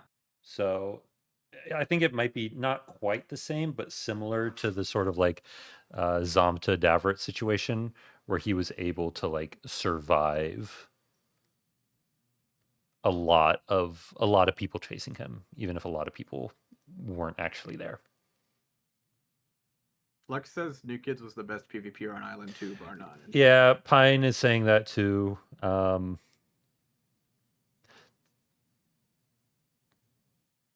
Yeah. Also, Saps, you bring it up, but can I? Yeah. Here's a fun little fact. 3 Below dying and New Kids running away after killing 3 Below has shot parity with Seraphim running away after the Jofiel kill. What? It's like 1-to-1, like with the side profile of them running with the text coming over it. Yep. It's kind of ridiculous because this is my first scene that Ish gave me, and he gave, which is just like ridiculous. Thank you, Ish, for giving me a very hard scene immediately. That they wouldn't trust anybody, and especially not Island 1. In fact, the new leadership of Tricolor was already preparing for Island 1 to invade. I think we should secure our nation, make sure we have plans when inevitable war and fighting starts. Sending aid to... We have a question asking what characters were voice covered. I'm pretty sure everybody in this video was voiced by the person who played, or who was actually the person in this video. So like some voice lines were reshot, but everybody in the video voices themselves. There was only one instance that I can think that nearly happened. Moon almost got a tyrannical line, but then tyrannical was able to reach back out to Ish and get that sorted. Gotcha. If that question is being asked as to why we have like a voice actor role in the Discord, that's just so we can sometimes have supplemental reactions to sometimes spice things up. Yeah. Island 1 was officially off the table, and the construction of the Luminara bridge had come to a stop. After all these days, Flux's plan was finally working. Now, the Cass Coalition, meanwhile, hosted a diplomatic meeting on day 6 to try and increase the morale of Island 2 before the border drops, although Cass herself was too scared to attend the meeting. And I want to enter, but my members are telling me not to because there was an attempt on my life yesterday. Right. Because Cass was one of the last remaining major leaders on Island 2, she now had guards with her at all times. Here, I'll trade you armor. Why? Just want to make sure you guys do not die. Please don't die. That said, everyone would soon be tuning into the trial of Saparata to find out whether Saps will be freed or executed. Several nations argued over who would get to host the trial, but the Commonwealth ended up winning. We've made this beautiful venue to show the world that the Commonwealth is still the strongest. Nice shot. But first... My section just ended. Yeah, this whole section is... I just want to shout out Jaw Unleashed. Jaw Unleashed was the editor for this section. And holy did he smack it out of the park. Yes. Like, somebody said in chat that the sound design pacing of the music in these videos is excellent. I completely agree. Ish does a masterclass in character development, in music selection, pacing, all that stuff. I did not know Jaw was this good of an editor. Jaw put all of these video clips together. This is all Jaw. Yeah. I was really impressed by this. Additionally, that's great. Do we want to talk about this section and its placement? Or literal, I would argue that you could say it's a last-minute decision. Yeah. Do you want to cover it, Ender? I think you know what? You go for it. Okay. So during review, one of our I think it was our first review, Saps, if you remember. Yeah. Saps and I were watching through, and we had an insane idea. The editor notes were kind of funny. We were like, I think we said to Ish something along the lines of like, okay, hear us out. Because this scene was originally placed at the end of day 6. It originally ended the day, but at some point we were like, and the trial of Saps would start right here, right where we are now, and we had the idea to swap the order of the scenes, which is simplifying a lot of the story. But originally, this scene was placed where it is now, which, was placed at the end of the day, and trial was here.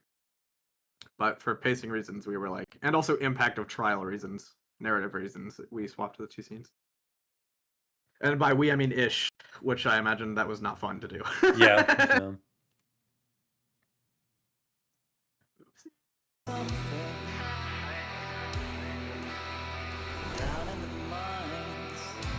Why does it appear? They're moving the warden up. No. No, they're not. Wait, can you come back?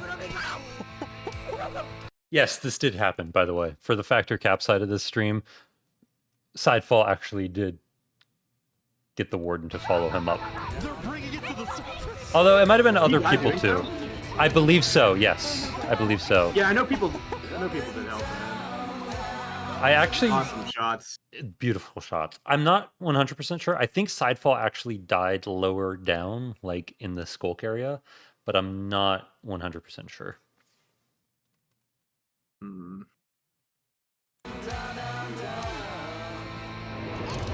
But I can't see. They made it rising lava? Although that does look like a very like authentic shot, so maybe Sidefall died right there. Yeah, I don't know. Also, I want to pause during a part in this scene, just forewarning you. Okay. you probably know where. Known as the most dangerous creature in all of Minecraft.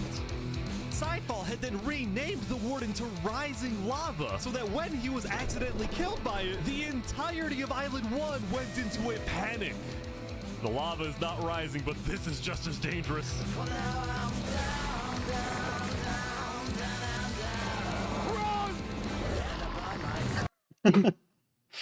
Is this the scene? No. I remember there was a lot of work trying to get this this warden to look normal. Yeah, I ended up not being able to figure it out, so we just went with this. Okay. I remember there were some other versions that looked a lot more awkward. Yes. Oh yeah. Yeah. To be like Sidefall bringing the warden up is like, from anybody who's trying to play the event seriously, is like the dumbest thing you could possibly do. But from a pure content perspective, this is so funny. Naming it Rising Lava and then just throwing a warden into two of the most populated areas on the island. That's so funny. One of the event highlights for sure. The warden had been unleashed onto Island 1, going from place to place, terrorizing civilizations.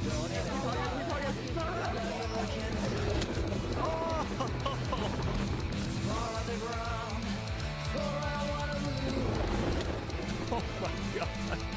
Dude, how is anyone gonna stop this? Until eventually it got to Westhelm. But the Westhelm army was ready. Shout out to the Chad in leather armor. Yeah, true.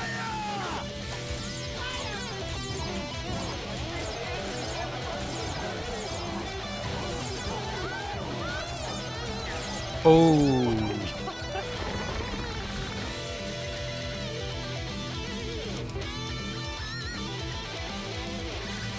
Come on. Oh my gosh. Pause here. What were you saying? Oh, nothing. I was just laughing. Oh, 'Cause okay. that's me. Yeah. Wait. Gangsta Ant? Yeah, Yeah. gangsta. Here's a That's fun fact. fun, During review phase, I know Ish got some feedback about the middle of this solo part, like the split screen section, being a little like boring. And I think we were in call at one point, and I think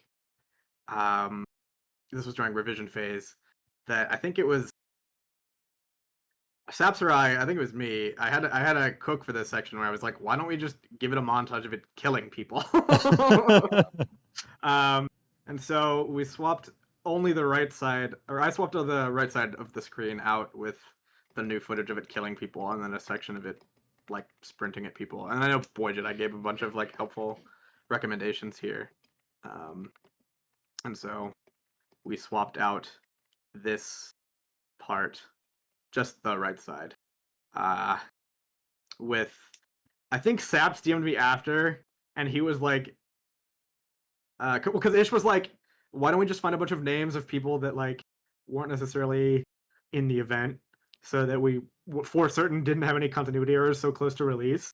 And I was like, sure. And so I asked my IRLs, and then Saps was like, yo, can we put my IRLs in? And then also Ant sent me a really funny scream, and so everybody that dies is like somehow associated with us. Good shout. Which good I shout. thought was funny and good trivia. Yeah, that's fun trivia. All of these people don't exist in the event, but they all died because not that many people actually died to the warden. So. Yeah, unfortunately. Or fortunately. Oh, also,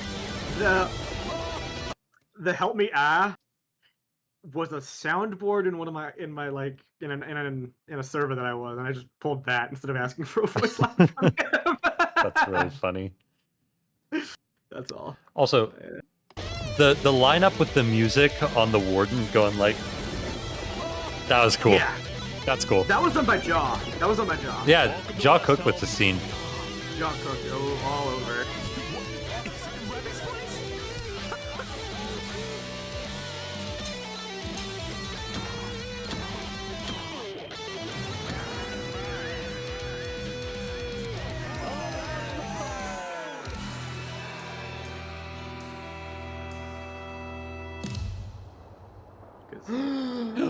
Uh-oh. Trial! The defendant Saparata is accused of 7 counts of murder, including the murder of Joe Field, the murder of Alkaline Alp, and the murder of our very own Coraline. I will hear the prosecution's argument, followed by the defense, and then I shall make my ruling. Great question going into this. Who edited the trial? I think that belongs to our one and only white blob Saparata. No. It's Ender. Ender did the trial? Did the trial. Yeah, did the trial. Yes, it took 2 months because we wanted it to be a very, very, very specific feeling. But yes, I did do the trial. Great job. Because trial's awesome. Because there are a lot of parallels between this scene, like this trial, and the Saps trial and Saps' own video. I think Ender has seen my trial actually before. That might be it. If I remember correctly. Because I'm pretty sure there's one shot that was inspired from your video. Yeah. Yeah. Trial. Before that, but also I think you probably took some inspiration from it, which is it's very much like it's kind of hard. You typically have to take the same shots because it's a confined space. Mm-hmm. Yeah. But yeah, I think it's pretty cool. Some of the parody shots between them, very well done. Under.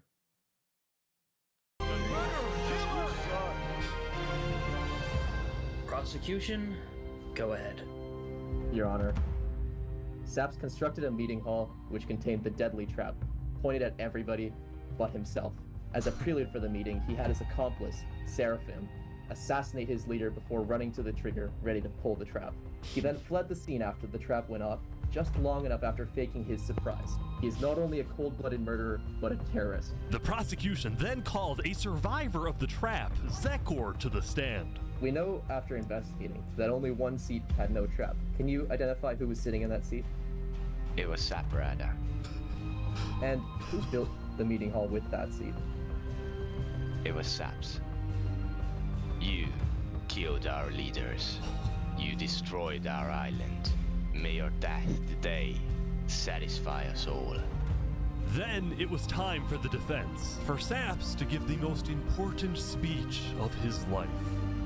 All I ever wanted for this island was peace and cooperation between the nations. The loss at the meeting yesterday was extremely devastating and came out of nowhere. But I can tell you right now, I'm innocent. It wasn't me. The leadership in Luminara helped me build the meeting area. He's gonna expose them. And we're the only people who knew about the area before the leadership meeting. That includes the prosecution himself, Thomas 5200. What?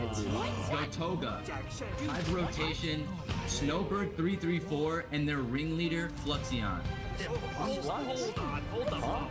When I left to gather the leaders for the meeting, they must have snuck into the roof of the meeting to make the trap.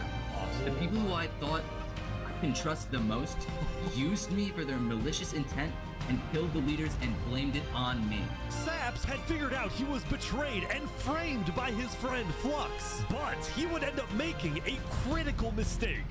I find it rather interesting that Three Below, the leader of Luminara, is one of the only people who survived the trap. I find that rather interesting. What about it? The trap too. Well, Saps falsely assumed that 3 Below Zero, the beloved leader of Luminara, was also behind the murders. And with that mistake, Saps turned everyone against him.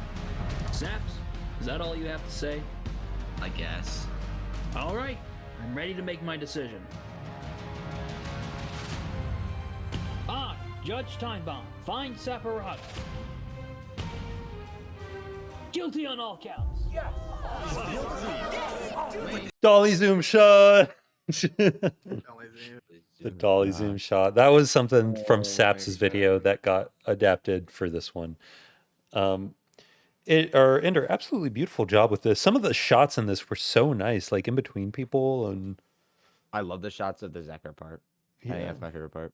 Yeah, dude, that was so fun to get. I was like, because Zek, he was aura farming, and I thought it'd be funny considering what happens with him with food later on.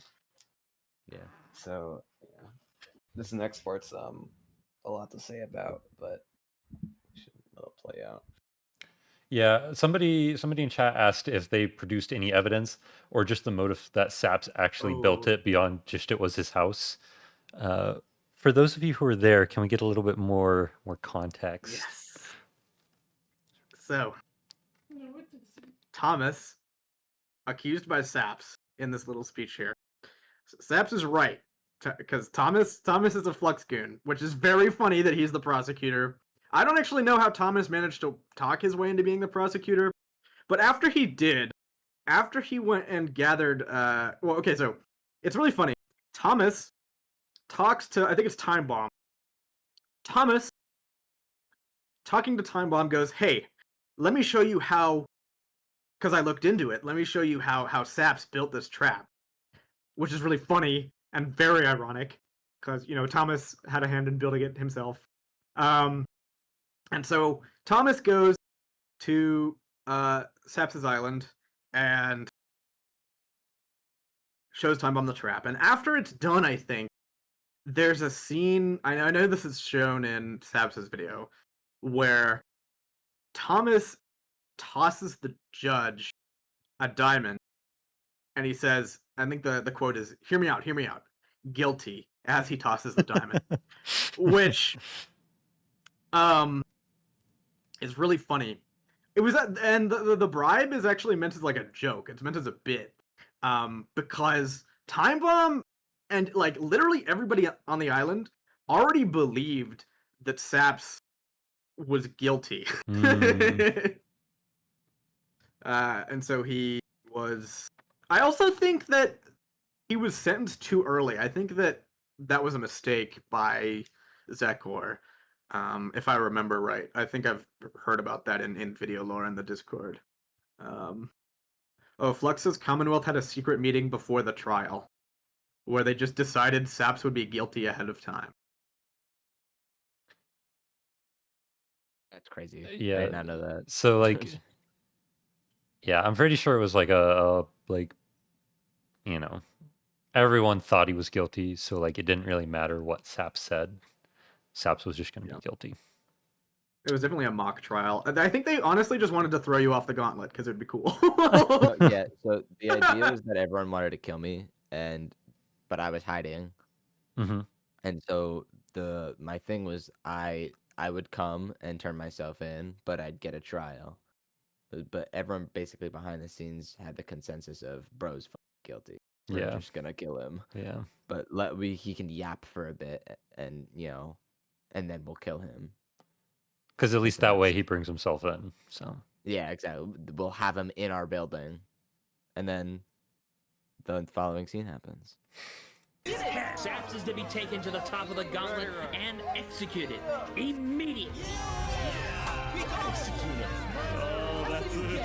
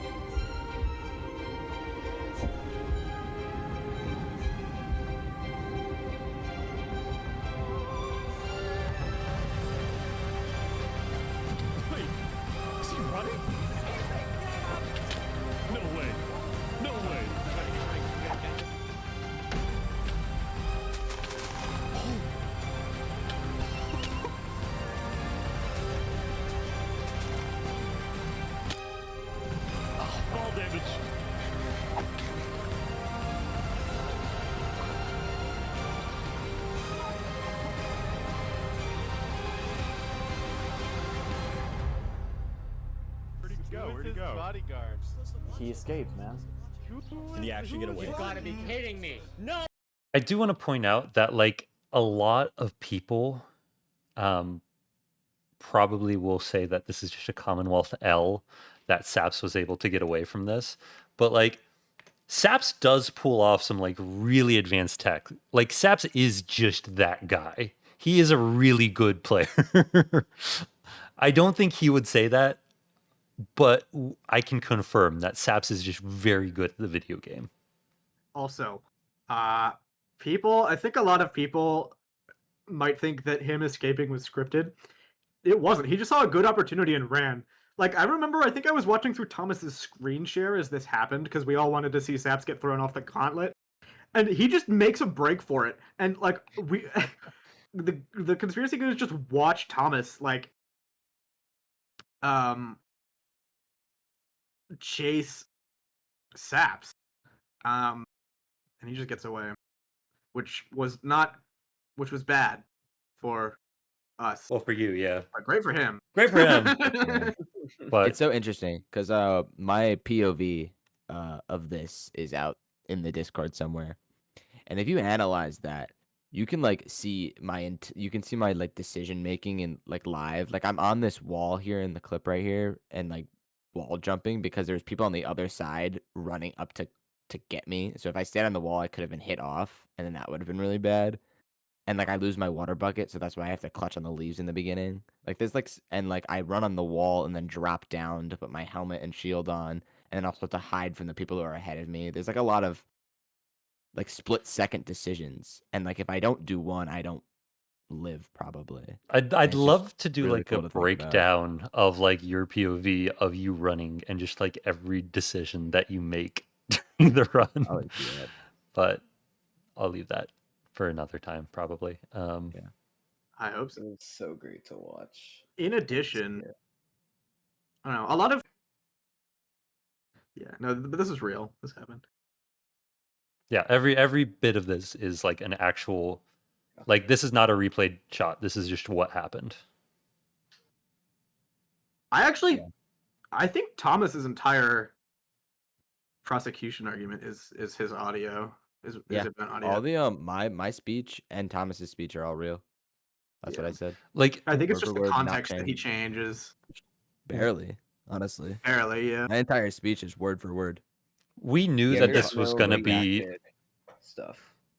It's all genuine. Playing in season 2.5, most people knew that this was going to be a great video just based off of like how much of this stuff was not scripted. And that's how we kind of knew that this was going to be an amazing video, because there was very little like external work that would have to be due to make things flow well, because there's just such a clean story that developed and so many cool moments that just happened. So. A question was anyone accused of being in association with Saps during the trial? No, because a lot of people at the trial were from Luminara, and the moment he accused the Luminara government, everybody got pissed at him and instantly dismissed his claims. Yeah, so for some actual needed context here, my thought process behind this is a little contextualized differently. So in the actual event, Flux and the conspiracy pulled the trap, and I was basically aware of the people who had to do with it. My understanding was, in the actual event, Flux was still the vice president to 3 Below Zero. 3 Below Zero was alive, not dead, and that 4 of the 5 conspiracy members were all council members on the Luminara government. Yeah, that's... So when I said Luminara was behind it, they were, because like 5 out of 6 government members were all in the conspiracy. I was just particularly wrong about the leader. The 3 Below read was not unreasonable. Yeah. And it wasn't unreasonable, especially because he lived and was alive during my trial. Yeah. Oh, true. Yeah. I forgot about that. 3 Below in event dies after trial. In video, he dies before trial. Which is, I think, is one of the weirder changes, but like understandably just based on the way the video goes. But it makes kind of my argument make no sense. In my video and in the actual event, it's kind of like it shows the trial being rigged. Like it kind of just ends really quickly, and then I just leave and I escape. But in this, it kind of makes it seem more back and forth, and that I make a critical error for dramatization, and it makes sense in the context of the video. It makes it more intense, but in the actual trial, it was kind of like it was all stacked against me. There was no way I was winning. There was not. It wasn't even close. Which is interesting. Flux also provides additional context. He says the only person people thought was working with Saps was Seraphim, but Seraphim had already died. Yeah. So Saps was the horse actually real? Yes, that was actually real and an actual thing. I think horse appears in the Light Rocket video too. But Seraphim, Flux, do you know if they thought New Kids was involved at the time?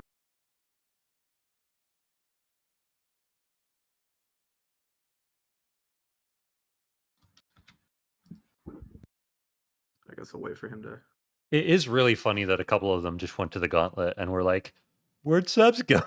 Like they didn't bother to check. I made a break for it at a very specific time because half of the people ran ahead of me, and then half of the people were behind me still, and I was in the middle of the pack, and half of them jumps over this wall that I'm running, and I'm like, well, if I jump over the wall, I kind of lose all of my options to run because people are pouring in behind me, jumping over the wall, and there's a bunch of people ahead of me. So I'm like, if I run on the wall and maybe drop to the other side, I have a chance because then all the people ahead of me no longer know where I am because I dropped underneath it and they can't see me anymore. Which is one of the reasons why I dropped, besides having to put my helmet and shield in my on. It's just kind of cool. Where'd he go? Bodyguard. He escaped, man. Did he actually get away? You gotta be kidding me! No! Bebaz in chat being like, "Saps, get back!" Wait, come back! Kidding me? No!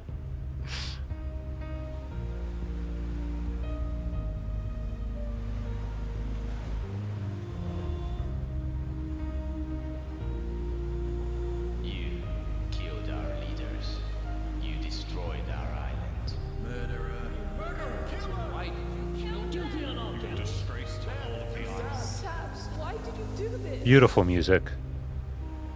Yeah. True. Great audio too. Yeah. Audio is like the backbone of your video, so it has to be goated. Okay. And with that, we have reached 3 hours and 26 minutes in the stream. Woo! And we're not even halfway through. Yeah. There's lore. Damn. So a lot of lore. Hopefully, I think we are unfortunately going to have to split this stream into 2 separate parts, just because it's not practical for us to do like a 7-hour stream at midnight for a lot of us. So I will try and wrangle up the editors, and we'll do a part 2 soon TM, before season 2.7 confirmed. Yeah,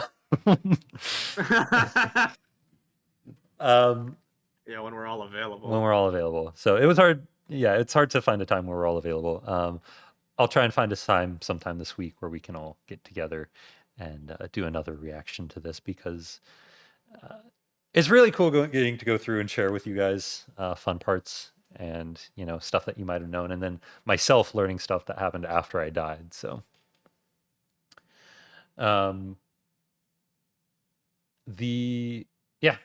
just in closing, I'd like to thank Ish for the opportunity to work on this. I learned a lot.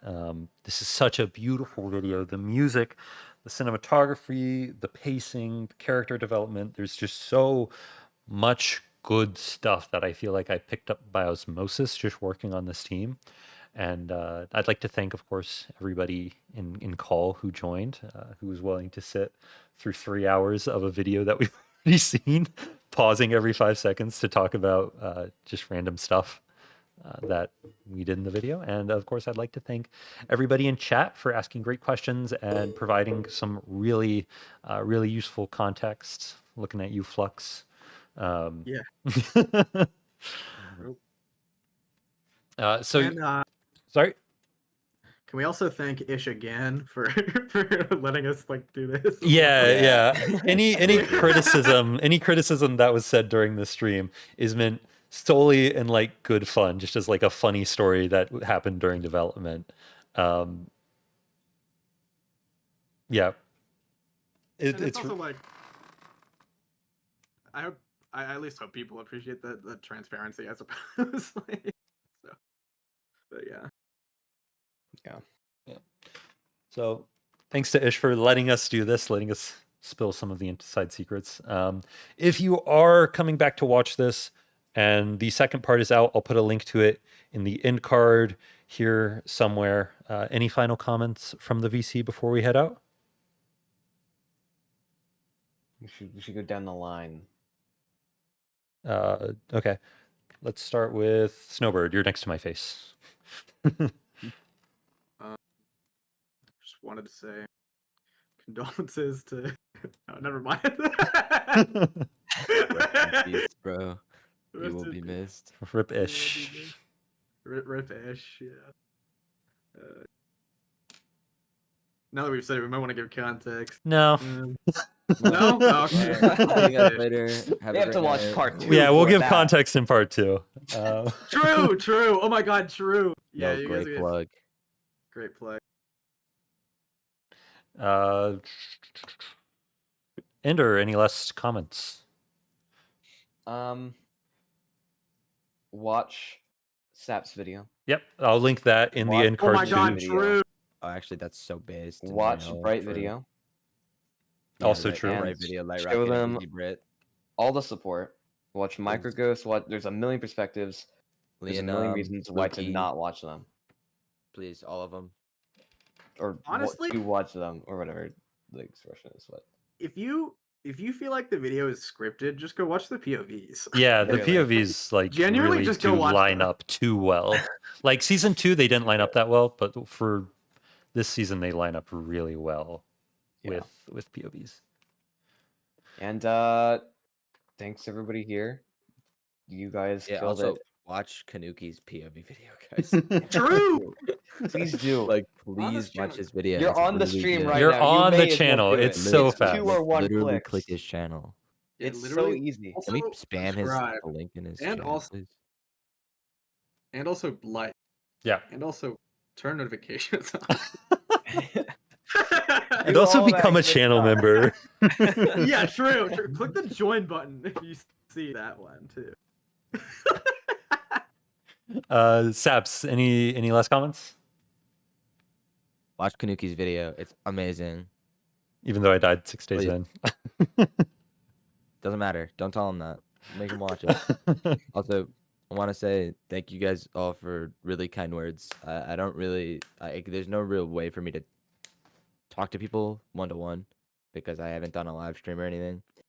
And so it's typically like through text messages, but I've seen a lot of really awesome support recently.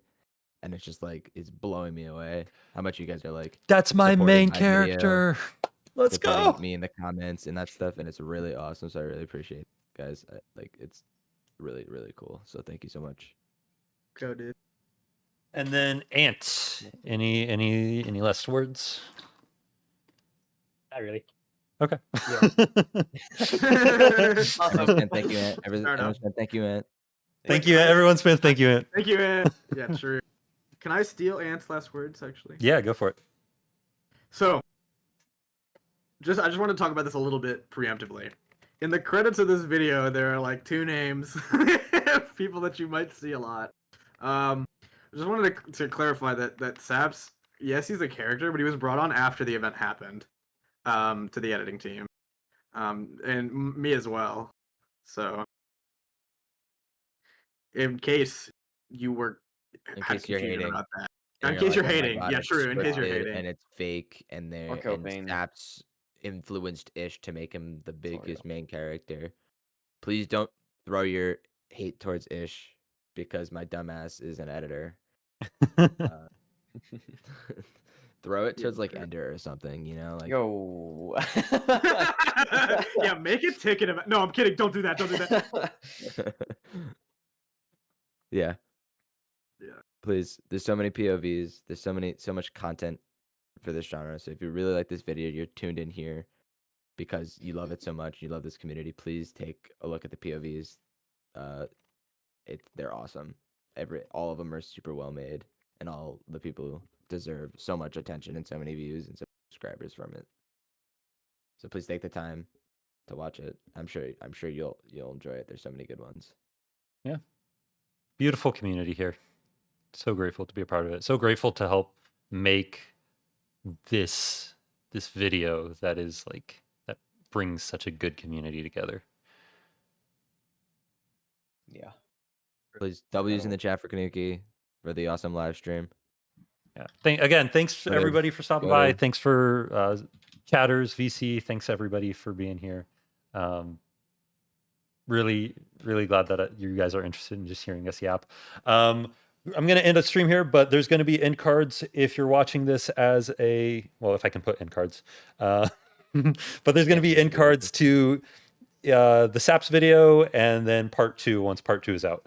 So go ahead and check both of those out, and I will catch you whenever we do part 2 of this. Bye-bye. Thank you guys. Bye-bye. Bye. Bye. Bye. Bye. Bye. Goodbye. Done.